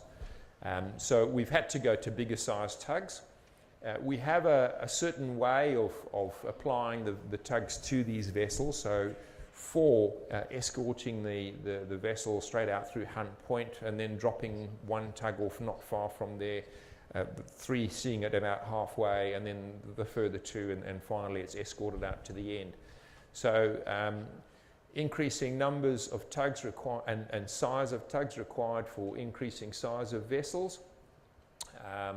I've talked about the 183-metre channel width, and we're going to require, as I've said, another 5 or 6 escort tugs, but about 19 to manage 460 million tonnes per annum. Bear in mind the 35 million tonne that we've just done in March translates to about 420 million tonnes, so we're on that journey. We have a lot more initiatives in order to increase the productivity. So one of the reasons for the half-hour departure windows is because when the first KP is left, he only gets to an escape bay in the channel about half an hour later, travelling at about 8 knots. And when you convoying 5 or 6, you don't want the third one to suddenly have an engine failure, as happened on the 3rd of February. We had a nightmare of a night. And you're pulling the 4th one off its berth, and tugs are attached to just detaching from the first one and are still escorting the 2nd one, and you think, stuff, I've run out of tugs and I've got nowhere to go. But by putting in better, more escape areas around about 20 minutes from the departure point, we will increase our capability in terms of shutting that departure window, as well as de-risking the channel.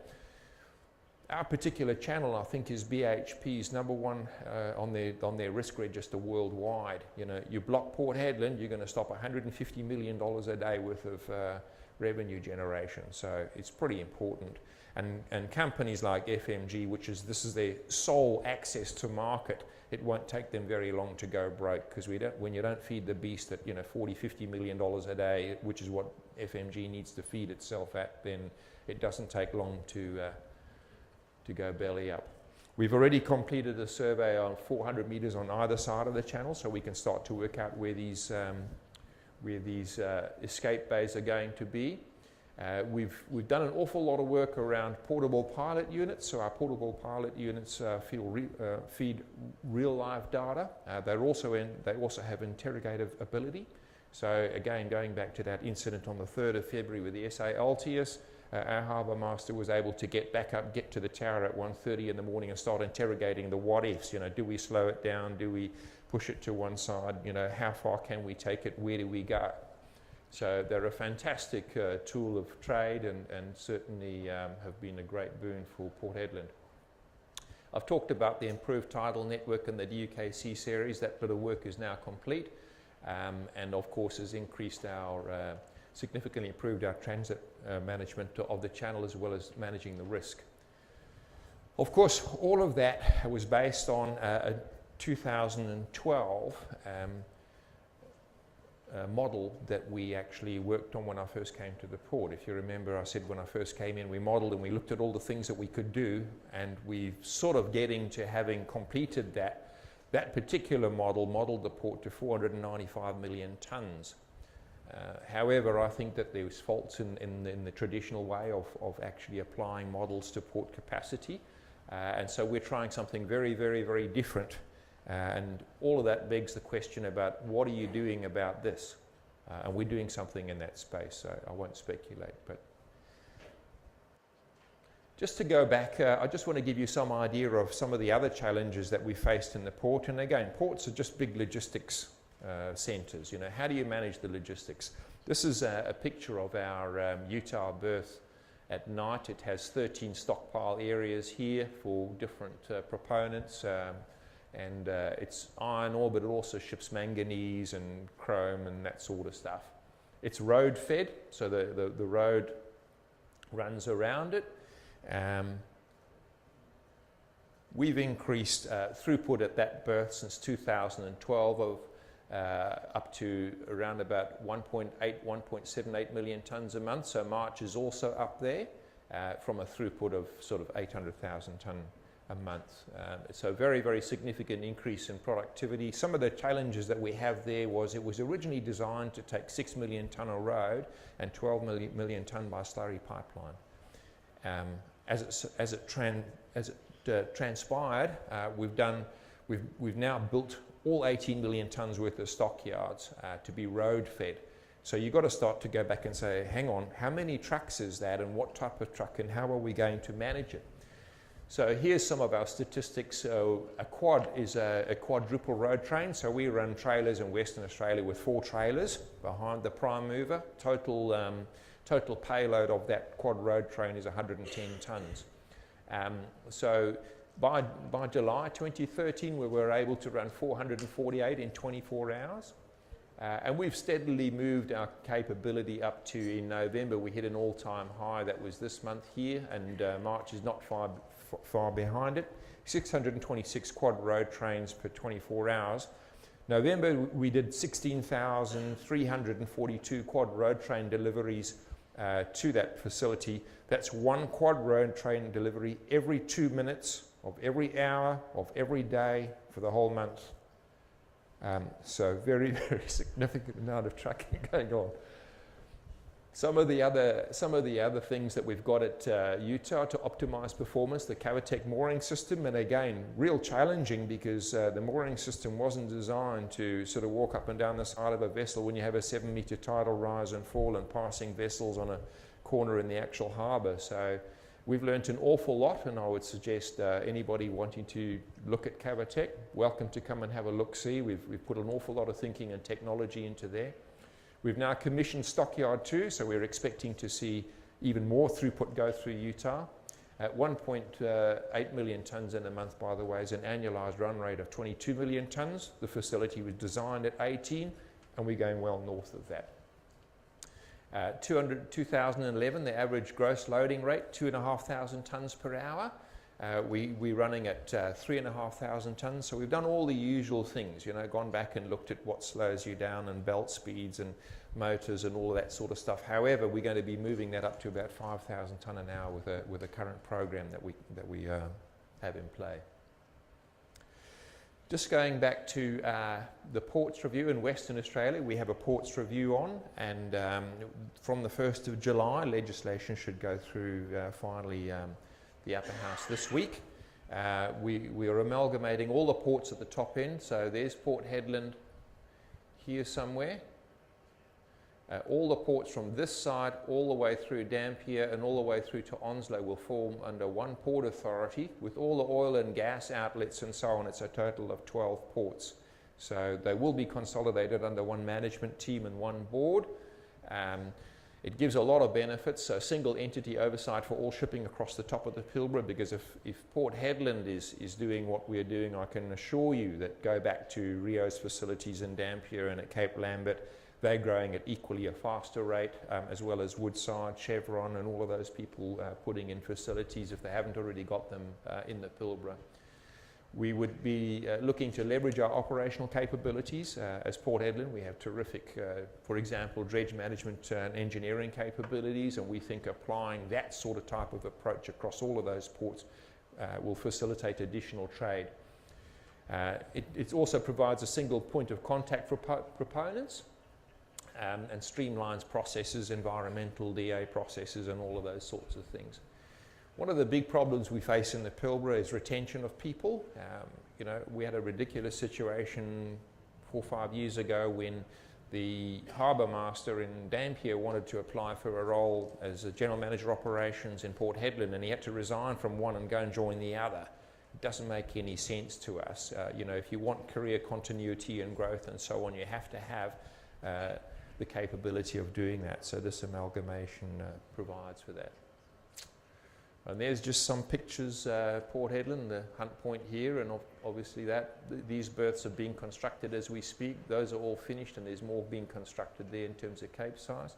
And Dampier with the Woodside terminal there and the bulk liquids facility there. Thank you very much.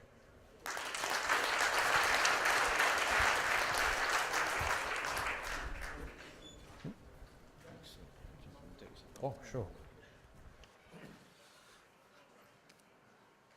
Thank you, Roger. That was it's an incredible success story. That was a mind-blowing and excellent presentation. Thank you very much.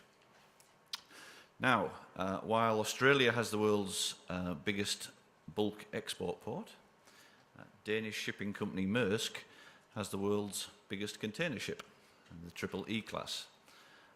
The Maersk McKinney Moller is 399 metres long, with a cargo capacity of 18,270 TEU. It's been in service since last year. The chances of ships this size ever heading down under are remote, but as our next speaker will tell us, size matters on the Asia-Europe route. Please welcome the CEO of Maersk Australia, Nicolaj Noes.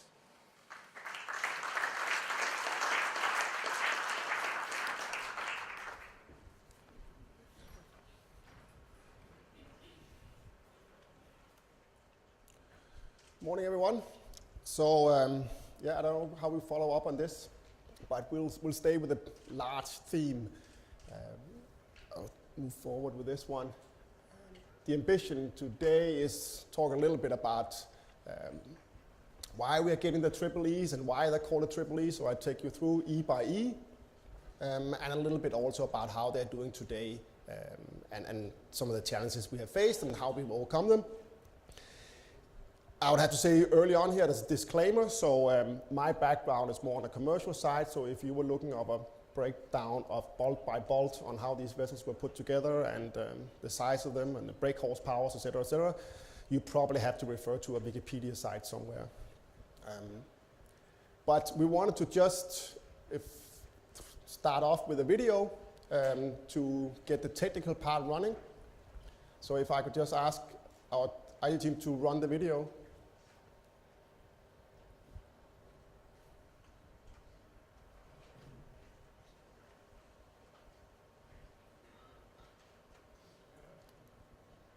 No?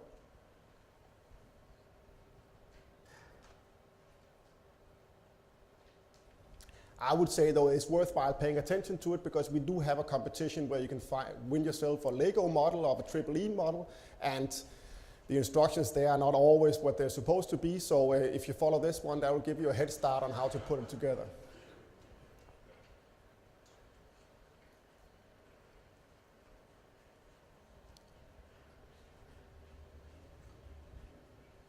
There we go.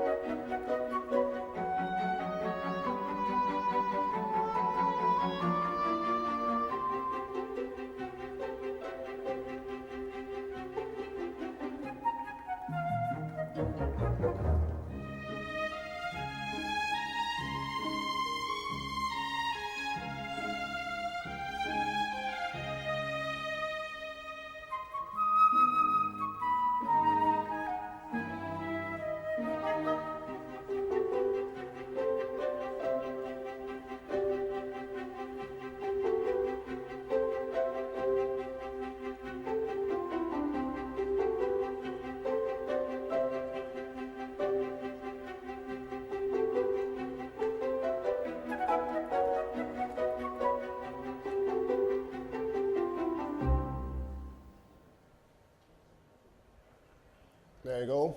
After this, it's going to be a breeze putting the Lego thing together, right? Because with that kind of instructions. We'll swap back to the presentation.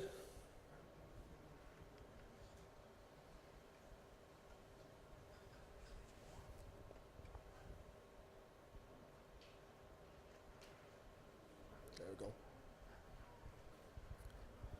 All right, so the triple E's, as I threatened you, I will take you through E by E. We got economy of scale, we got environmental impact, and the last one we have is energy efficiency. So the short recap of the triple E's is that the first one, the E about efficiency, it's very much on the fuel side.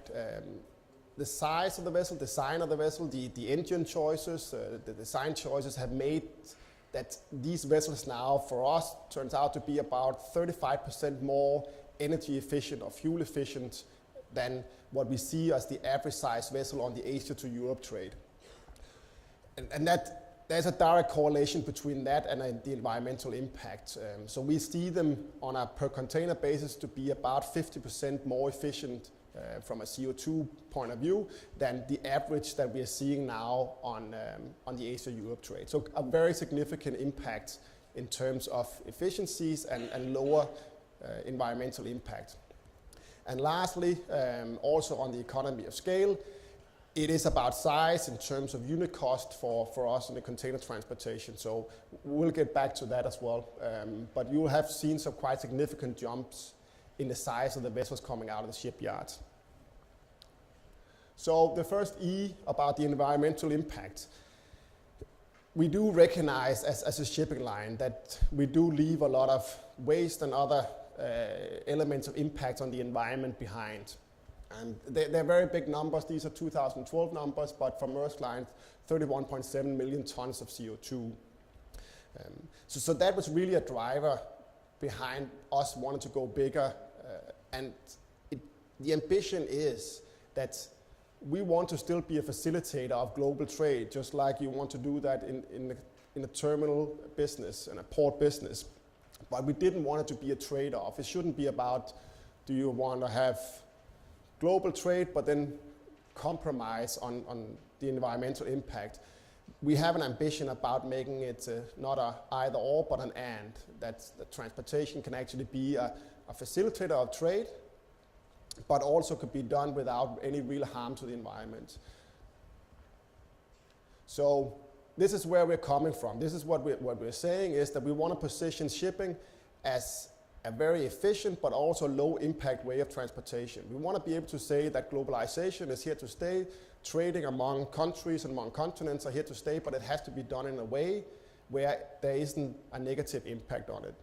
So these are the numbers that when your children and grandchildren challenge you and say, well, you know, part of the global transportation, you are polluting the world, and say, well, actually, the way we do it is probably the most efficient way of doing transportation. Here are the numbers for how much is the CO2 impact on moving 1 ton of cargo 1 kilometer. And as you can see, the modern ship in sea freight is by far the most efficient way, but it's us with the EEE, we're trying to keep pushing that boundary, keep challenging that, and keep making the gap between ship transportation and any other mode of transportation even wider. So we all can say, well, you know, we can go in this and pursue and both agenda of promoting trade, prosperity that follows with that, but without having to sacrifice on the environmental side of it. So we want to say that this is to facilitate a discussion about, you know, where should we focus in our energy in the transportation chain in terms of energy efficiencies.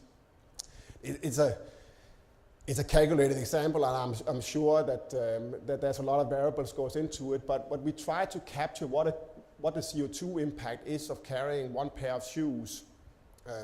Either the 18,600 kilometers from Hong Kong to Rotterdam, or the 20 kilometers on the way home from a supermarket to your place of residence.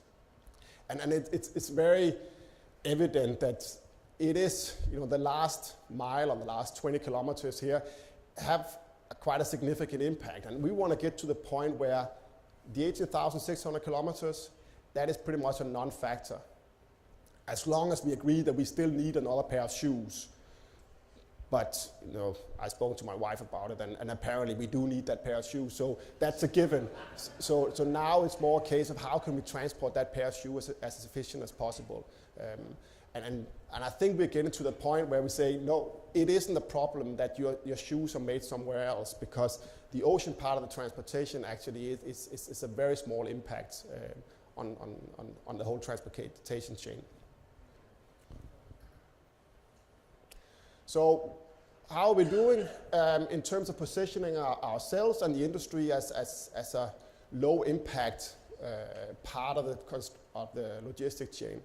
And a lot of efforts have been put into it. It is not just about size, it's also about engine designs, as how you operate your vessels, at what speed and in which corridors, and whether you clean your hull once per year or 2 times per year or once every 5 years. There are a lot of elements that goes into it. But these efforts are all paying off. We had an ambition to reduce our CO2 imprint per container moved with 25% in 2020. That we reached in 2012, so we had to restate that ambition.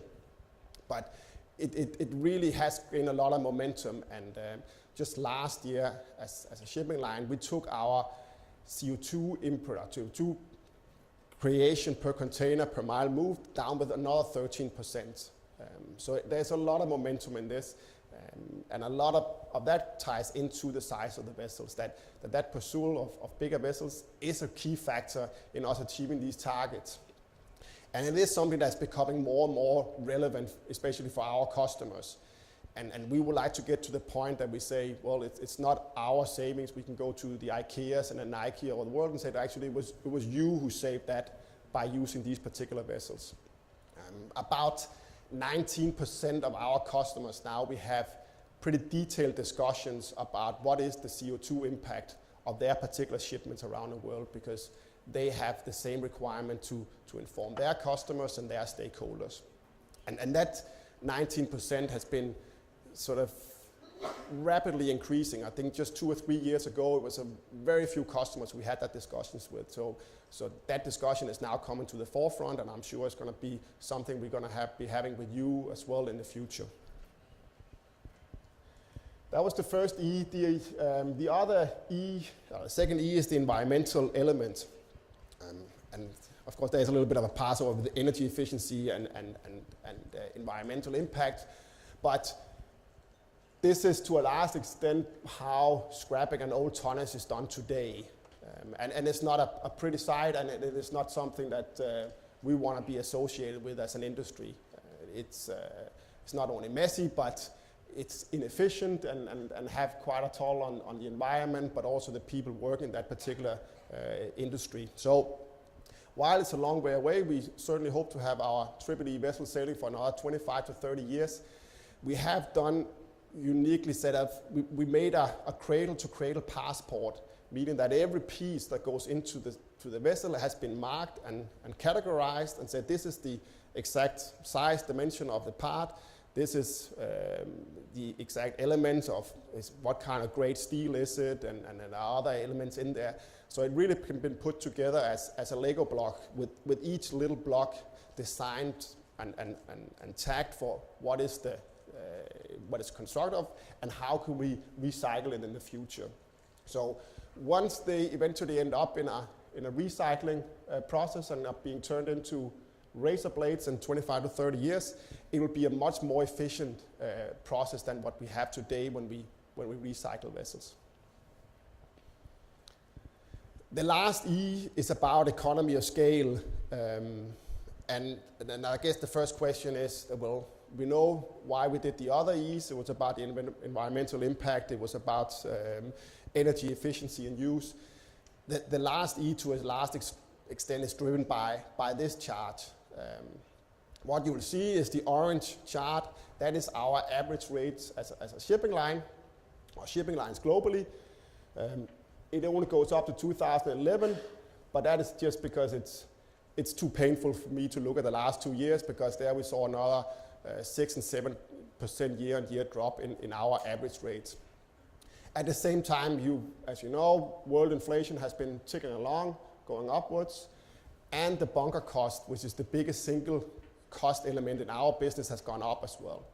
So in an environment where we see our cost not just steadily but aggressively increasing, we have been faced with a deflationary environment of getting lower and lower rates every single year.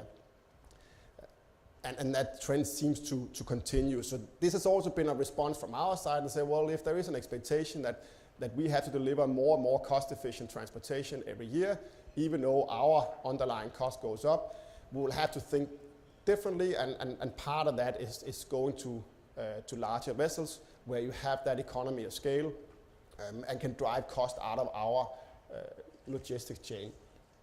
And I guess you can say we've almost been too successful at it, because everyone have seen this, and there's now an oversupply of tonnage on a global basis, because the same picture has been seen by the whole industry and not just Maersk Line. So this has been the progression in vessel sizes, looking at the biggest vessels we have in our fleet. And every time these were launched, they were a new standard on a global scale. You can see the last gap between 2006, the Emma Maersk, and the last year's launch of the Triple-E vessel in 2013. We went up with another 2,500 TEU, but this time we actually did it without making the vessel any longer. The development in capacity this time has been really around the height that we're stacking on deck, and the design of the hull. As you can see, the Triple-E's look more like a bathtub than anything else, and then that has now, it's a reflection of that we have come to this conclusion that slow steaming is here to stay, meaning that cost efficiency and environmental impact will be the driver for customers' decisions of which shipping lines they're going to choose in the future. That allows us to now build vessels that has a much lower average speed, and frankly, they don't have the ability to speed up anymore. The Emma Maersk could probably go to 26, 27 knots if we really put our mind to it, while the Triple-E vessels are built with 2 engines, and they're built for energy efficient movement. So at best we can get them up to 22 knots. So it is, I guess, one of the few industries where slower is better, and we have gone backwards in speed. We're thinking there might be some customers who still say, no, look, actually we want to get our cargo faster to market and we're prepared to pay for it. But at this stage, that segment of customers is so small that we cannot justify having dedicated tonnage for them and dedicated services for them. So there it is, 18,000 or 18,000 plus TEU. Someone did the math and said that translates into 111 pairs of sneakers. So every week we can allow Mexico to get a new pair of shoes all at once. So if that cannot turn people into runners, I don't know. Here in the end, a little bit about what this has meant for our relationship with ports. And a lot of consultation has clearly gone on because it's not something we can do in isolation, just make the vessels bigger. It has to go hand in hand with the infrastructure in the ports as well. So our discussions about, well, now we have to stack up to 69 meters high and we're gonna go 22 or 23 wide on the vessels. All of those have been ongoing discussions with the terminals. It means that we now have a core element of ports that can handle these vessels efficiently.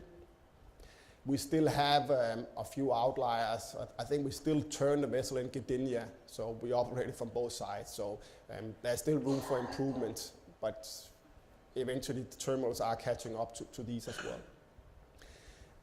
Right now we are operating it on, on this one. We operate it on what we call the AE10 service with 14 ports, and we're looking to get that down to really get the efficiency out of this size vessels. It has to be about fewer port calls as well.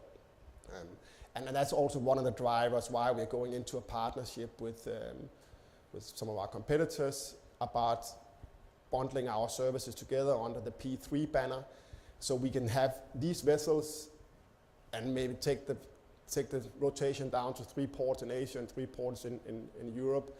That will when they really crystallize the value and efficiency of these large vessels.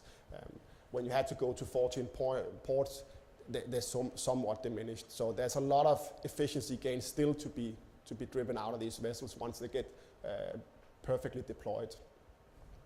Right now we have exchanges about somewhere all the way down to 1,000 moves and up to plus 5,000 moves, but it's about 3,000 moves per call on average that we do on these vessels. So we are looking for ports with about 6 to 8 cranes, and certainly also looking for performance around 30 moves per hour per crane. And that's the key to economy of scale.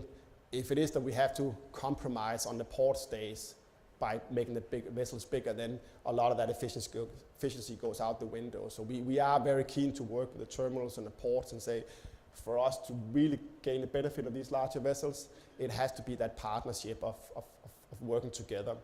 So I would say this only put even more emphasis on the relationships we have had with ports, because the exposure we have now with the size of the vessels in terms of productivity has become much higher. As mentioned also before, they're not built for speed, meaning we don't have the same flexibility to catch up if there are operational issues. So our performance focus in ports has just been multiplied pretty much with the same factor as our vessel size have gone up with. Yeah, and in the end here, as promised, there's a chance to win one of these, and with the instructions given, I'm sure that's going to be an easy task to put together. There are more details, and if you are very keen to more of the technical details on the vessels, I can encourage you to go to that homepage, the World's Largest Ship, to dwell in a little bit more in that. Yeah, that's it.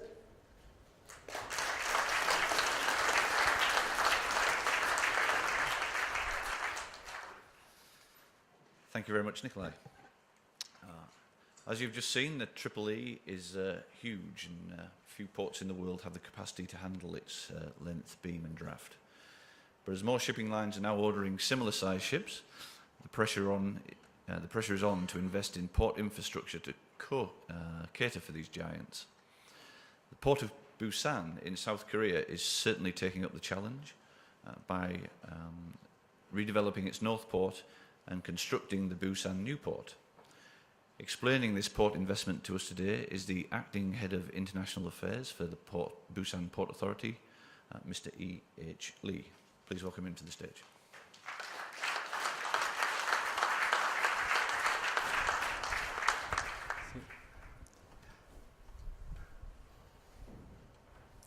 So before I make a presentation, I'd like to make an apology on behalf of Mr. Lim for not making the presentation. He got called into a certain congressional meeting, so I apologize on behalf of him.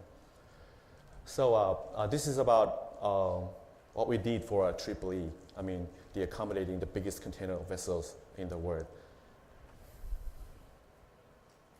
First off, to give you the context, I mean, where we are, Busan Port, I will talk first about the Northeast Asian ports, and then I walk you through Busan Port, and then I talk more about the biggest vessel trend and how we handle what we did for EEEs. First off, let me, we say East Asia ports, Far East, Northeast, Central East. Well, most of the people in different regions, they don't have idea. They do not have any idea sometimes it's very confusing. So let me just define which port, which country belongs to which regions. So when we say East Asian ports, it mostly say this Far East ports. This is Far East Asia, and this is Southeast Asia. So when you say Northeast Asia, actually this is a category defined by Ocean Shipping Consultant, and I think it is very accurate. This area includes Japan, Korea, and Northeast China, not all China, and Far East Russia. So Northeast China includes Qingdao, Tianjin, and Dalian, which is nearby Bohai area, and they are very located in a very, a lot of deviationally very far away from the trunk route. And Far East Asia has Vladivostok and Vostochny.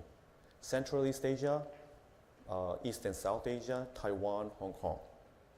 And East Asia has Shanghai, South China has Shenzhen and Guangzhou. And Southeast Asian ports. And to help you better understand which country belongs to which region, well, here, Far East, Korea, Japan, Northeast China, we call it Northeast Asian ports. And Central East Asia, well, these ports. And altogether, this is a Far East Asian ports. If you see jewelry, Ocean Shipping Consultant, and Sintel, well, they use the word Far East a lot, but actually, Far East means all these area. And this is Southeast Asian ports, and this is where Busan is located. So later in my slide, I'll focus more on Northeast Asia. So Far East Asia, Neil Davison, just like Neil Davison said yesterday, about in 2017, about 42% of container port handling will take place in Far East Asia region. And out of 8 out of 10 world's biggest container ports are in Far East Asia. So this is a red color indicates port handling, and this is a port. So the little thick bold, the ports are top 8 container ports, top 8 biggest container port in the world. Tianjin, Qingdao, Shenzhen, Ningbo, Shenzhen, all these 8 ports are within the Far East Asian region. And if you look at this Dalian, Tianjin, Qingdao, they are far up in the, this is trunk route, so they are far up in the Bohai area. So it creates a lot of deviational detour. That's why a lot of this cargo generated in this area, they are transshipped in Busan and goes to United States and Europe. And also Japan, they use Busan for their transshipment destination because they have a very high inland trucking cost. So these the shippers in this area, instead of using the Tokyo, they use Busan for feedering, and then ship out to they send to United States. This inland trucking cost is very, very expensive. For instance, from here to here, one TU, $2,000 for trucking, but here to Busan, feedering cost is about $300 to $400. So that's why a lot of these Western coast Japanese shippers and these northern Chinese ports the cargoes from these areas are transshipped in Busan. So let me talk a little bit about the Far East Asian ports. This is data from Ocean Shipping Consultants. In 1995, Japan was the country that producing the most amount of container, the handlings. And in 2012, as you can see, the Chinese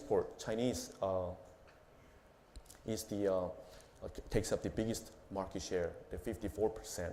And this Northeast Asia, China, this is the single largest area that produces the most amount of container cargoes in the world. This is Central East Asia container throughput. This is very similar. East and South China together combined, they handle 64 million T of container cargo, taking up 74% of market share. While the Hong Kong and Taiwan, they were the biggest in 1995, but last year their absolute number increased, but its market share actually dropped prominently. This is Southeast Asian container ports, very similar. Singapore still, they handle a large amount of container cargo, but the market shares are, markets are very diversified, being diversified. So Malaysia, Vietnam, the emerging markets, these ports are handling more and more container cargoes and taking more market shares.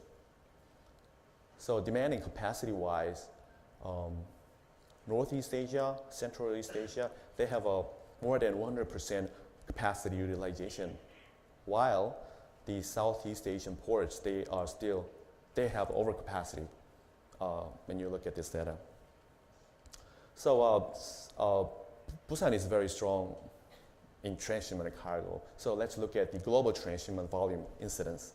In 1980s, transshipment incidence only 10.7%. But 2012, transshipment incidence 28.1%. It is now showing the flat trend, but I'm not sure it will increase further or it will maintain the flat line. But I guess that shipping lines are now diversifying their trade routes, and consumers, shippers, they have a diversifying the trade destination. So I guess that more transshipment will occur in the future. So just let's look at the container transshipment share by port region, just transshipment cargo. So from 1998 to 2012, it's still the Southeast Asian region takes up the biggest market share. But this Northeast Asia, where Japan, South Korea is located, their share is on the constant increase, 99%. But now 2012 they takes up 15%. So I guess the more and more transshipment the port handlings will occur in these areas. So just look at Northeast Asia in specific. 2005, Japan handled about 50% of the total transshipment handling in the region, but 2011 they only handles 2.9% of the total, while South Korea handled 76% of the total. And out of that 76%, I get to that later, but Busan handles 97% of that 75.8% of the total container handling, which means that most of the container in the region, most of the container transshipment activity takes place in Busan. So now let me walk you through the Busan. This is an old city port, which grew about a little more than 130 years ago.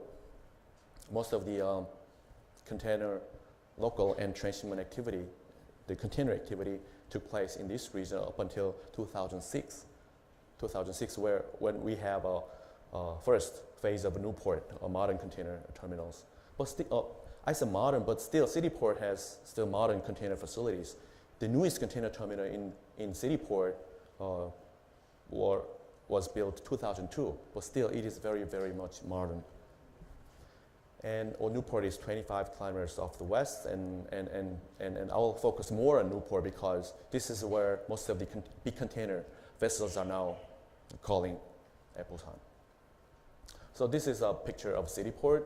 As you can see, still a very modern facilities.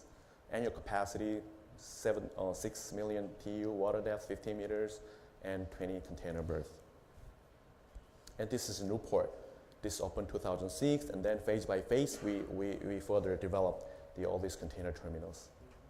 This opened 2006, and its annual capacity, 9 million. And actually, its realistic handling capacity is about 15 million TEU. It's ideal capacity where social cost is very minimized. No congestion, no truck waiting, no nothing. It's ideal port capacity. So water depth is about 15 to 17 meters, and 20 container berths are in operation. And now the Moscow Triple E, those vessels are making call at this Busan Newport container terminals and PNCT terminal. This is volume trend. Last year we handled 17.6 million container cargoes, posting 3.8% of growth. But out of that 17.6 million, transshipment takes up about a little less than 50%, 8.7 million. So, and its increasing rate, 7.4%, is by far outstrip the overall the growth rate, which means that most of the container cargo growth is driven by transshipment. So South Korea last year handled 23.4 million TEU, and out of that 24 million TEU, Busan handled 75%. So this is the number one gateway in South Korea, and second is Gwangyang and Incheon. And if you break it down to a local gateway cargo and transshipment, Busan takes up 96% of the total South Korean transshipment cargo. So this is a bigger ships calling at Busan port. 2008, we had 41 container vessels that are above 100,000 ton GT. But last year, we had more than 600 container vessels that are more than 100,000 ton. So in 5 years, 15 times more traffic, more vessel calls of ULCVs. 2008, the first 10,000 TEU mark container vessels entered Busan port, which is MSC Francesca. That was the first time that we had a container vessel more than 10,000 TEU mark. And we had a China Shipping Uranus in 2012. And last year, we had CMA CGM Humboldt, and July, Musk McKinney Moller. So what we did, as you probably saw the pictures in the previous slide, this is a Triple E, and the most people raised a serious concerns over the navigational safety in Busan Newport because of this small unmanned rock island, which what we call a total island. The size is about 25,000 square meters. And when we designed this new port, at that time the ministry, port authority was not there at that time. The ministry designed this all new port. It was 1995, about 20 years ago.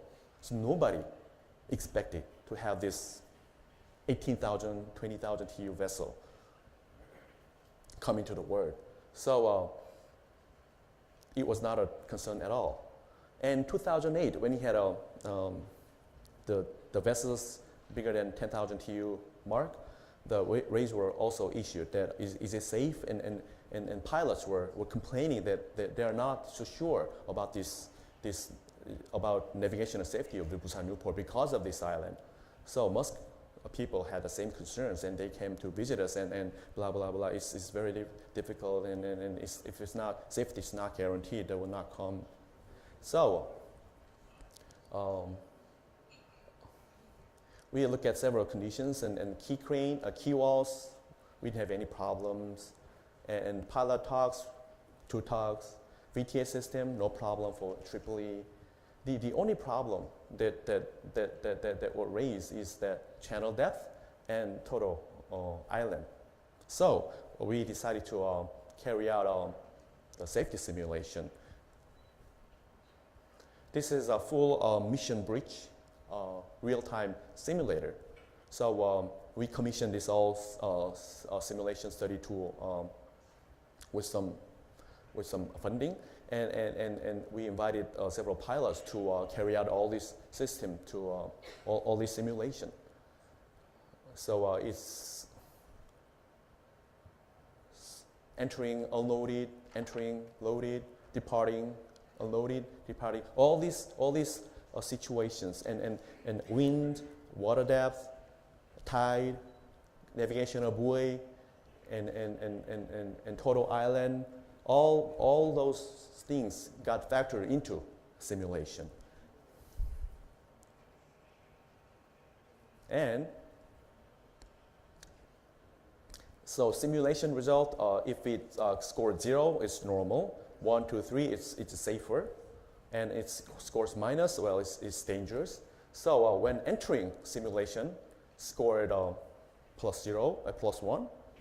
And departing simulation, scored 1.5. It turned out quite safe, even with all that factors, the total island wind and everything. And the factors were assumed that in worst case scenario, the wind is very strong, raining, and tide is bad and everything. So it turned out quite safe, and we told most people that please come, it's safe. So they came. So Busan port is safe enough for ULCV, please come. So now the Busan port is included. The Musk AE10 service became a regular port of call for AE10 service. So what's the future plan? Now we have the key depth is 16 to 18 meters. It's not a concern, no problem. But channel depth is 15 to 16 meters. Well, most of the AE10 service, the biggest vessels are deployed the Far East Europe service, which means they are quite not much loaded when they enter Busan port. But now we have all the big vessels and cascading problems. The 10,000 TU vessels and 13,000 TU vessels, they are all in the Far East Europe service. But when we have this, the 18,000 TU vessels fill up all the Europe service, then the 10,000 TU mark container vessels are deployed in Far East Europe, United Coast West service, Trans-Pacific service, which means their vessels are fully loaded before they leave for United States. They are fully loaded with all the Chinese cargoes and stop at Busan, and they are quite heavy, loaded. And that causes a problem for us because we are only 15 to 16 meters and they are fully loaded. Well, it's not that safe with this water depth. So it's not the current problem, but in the future, it may cause some problem when those big vessels are deployed on Trans-Pacific service. So with the ministry decided to support all the dredging expense, and some of the expenses are also responsible. We are also responsible for. So these water channels they are deepened to 17 meters by 2016, and we have also 2.5, phase 2.5, phase 2.6 will come on stream in the future, but this will come on stream in several years. So these terminals will be more deeper, and it will be ready for 22,000 TEU container vessels. And also, we also have the president of Busan Newport container terminal operators here, and they are equipping themselves with more modern key cranes, higher and wider cranes. And now, I think that most of the ports around the world are having the same problem. The terminal design, when they're first designed, they're not that designed to withstand the stress that the vessel like EEE can give. So sometimes these bits got pulled off when they have a very strong wind. So the terminal facilities have to be maintained constantly. So all this mooring safety, and we have Newport now. Newport handles 65% of container cargoes, while Old City Port handles 35%. So we have much more traffic, container traffic in this region. So all these issues are still unsolved, need to be solved to ensure the safe entrance of ULCV. So we are now undertaking a further study for the ULCV traffic safety study to ensure all the navigational study. And the results will come out in November this year. So when we have the result, maybe maybe I'll have another opportunity to show you the results. So this has been my presentation. So thank you.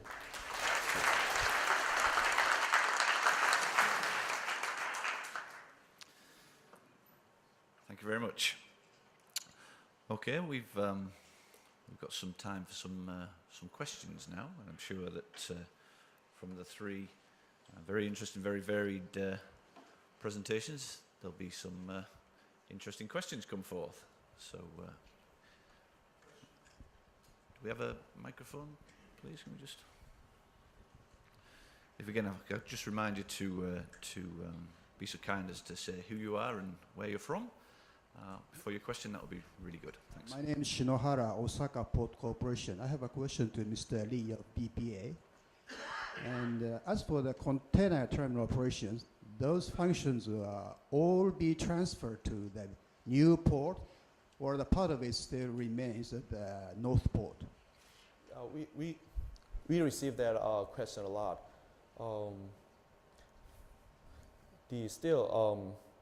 Like I said, we have a very decent modern container terminals in Northport, and we cannot remove that all at once. So a very specific, very limited area in Busan Port will be redeveloped for a citizen-friendly waterfront, just like St. Indalling Harbor and Barangaroo in this region. 1.5 million square meters. Only the conventional piers that were built about 40 to 60 years ago, when you're under Japanese colonial rule, and those piers are just project site for redevelopment, not the other modern container terminals. They will remain the same. But in the distant future, not now, in the far future, like 20 years, 30 years later, who knows? Maybe the redevelopment project proves successful, and it makes a very it makes business sense to redevelop further. Then maybe all the container activity will transfer to a new port. So.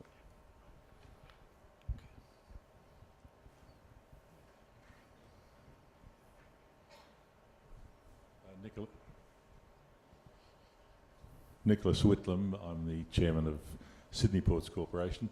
If I could ask Mr. Noes a question, environmental question on the admirable outcomes of the EEE vessel. Obviously, you have the intention to be an excellent corporate citizen, world citizen. Could you give us some idea of the sort of environmental taxes, imposts, carbon taxes that may have been foregone by this initiative by you or your customers? as such, today, and these discussions are ongoing under IMO, where there's going to be a carbon tax on marine fuel as well. And I think our expectations is that at some point something will be applied there as well. And that's part of the justification for the investment as well. Saying, well, if the cost of fuel going to increase even further in the future, then the need to differentiate yourself and being one step ahead there is even more urgent. So there isn't any exact blueprint for it yet, for what's going to happen. Our expectations is that something will eventually happen, but for now it's just trying to stay a little bit ahead of the curve and saying, well, you can never be, you're well positioned if you're a step ahead in terms of efficiency. We have looked at LNG as a fuel for these vessels as well, but again, with the uncertainty around what's going to happen with the EPAs in Northern Europe and the zone there as well, and the cost of LNG and availability of LNG, we were not ready to take that commitment and install them as to run on LNG as well at this stage.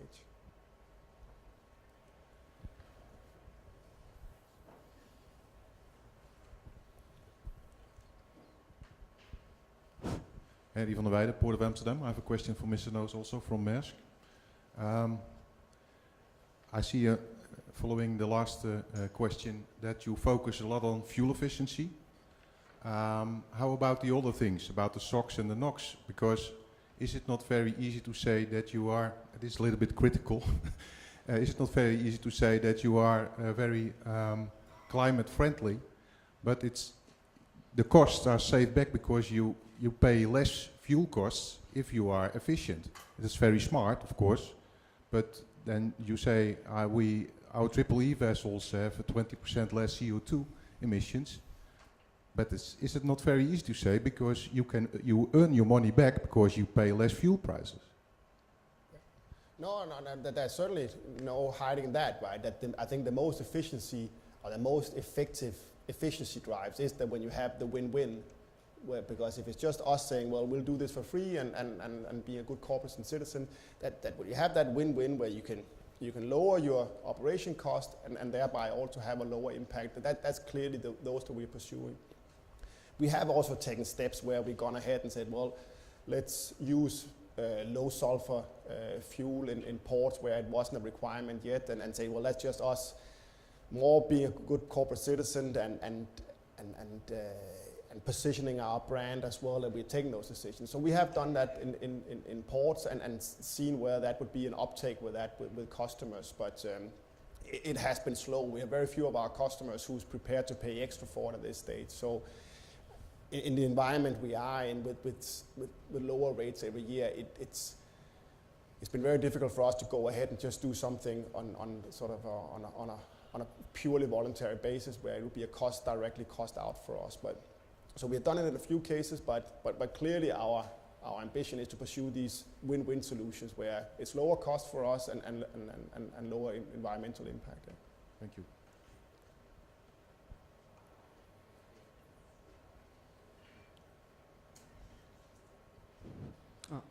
My name is HS Kim from Busan Port Authority, and my question goes to Mr. Nicolaj.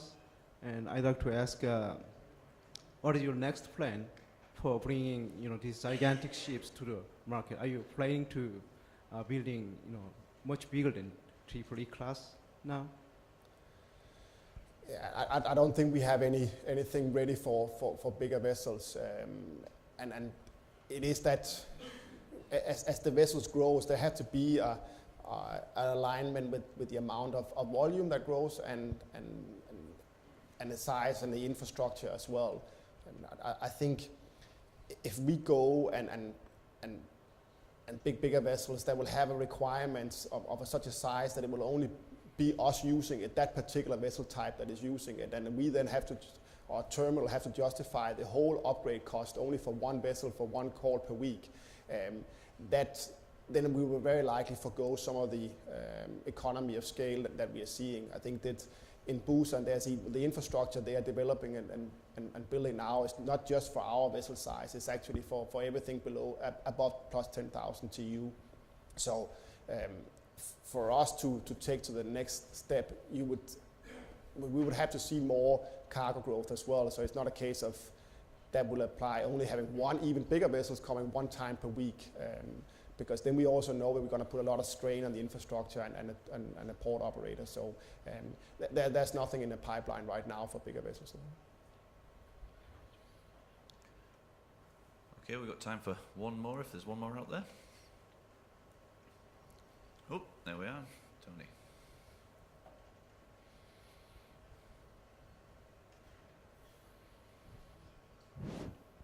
I'm Tony Navratna from Sydney Ports. I want to know about the propulsion system. Is it a single screw, twin screw, or you're thinking of going into acipods and things like that? Sorry, the propulsion system of the ship, is it a single screw or twin screw? Or it's dual. So there are two engines with it on it, and it has two screws as well. It can operate with only one as well. So we can shut one of the engines down and operate it only on one screw. But that design was found to be the most energy efficient way to do it. So slightly higher upfront cost than having two engines in there and design of it.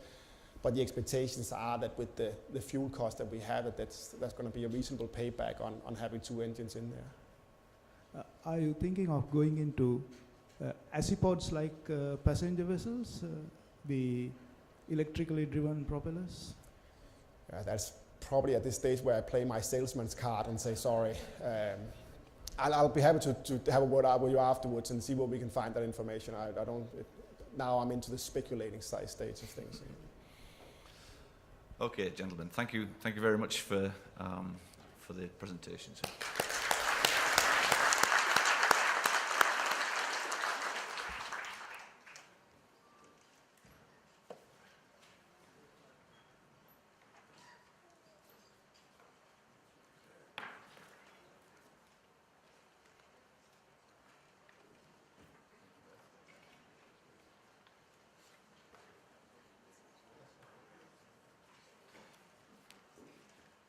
Thank you, Phil, and of course, thank you, Roger, Nicolaj, and E.H. Lee. Once again, just give them a big round of applause.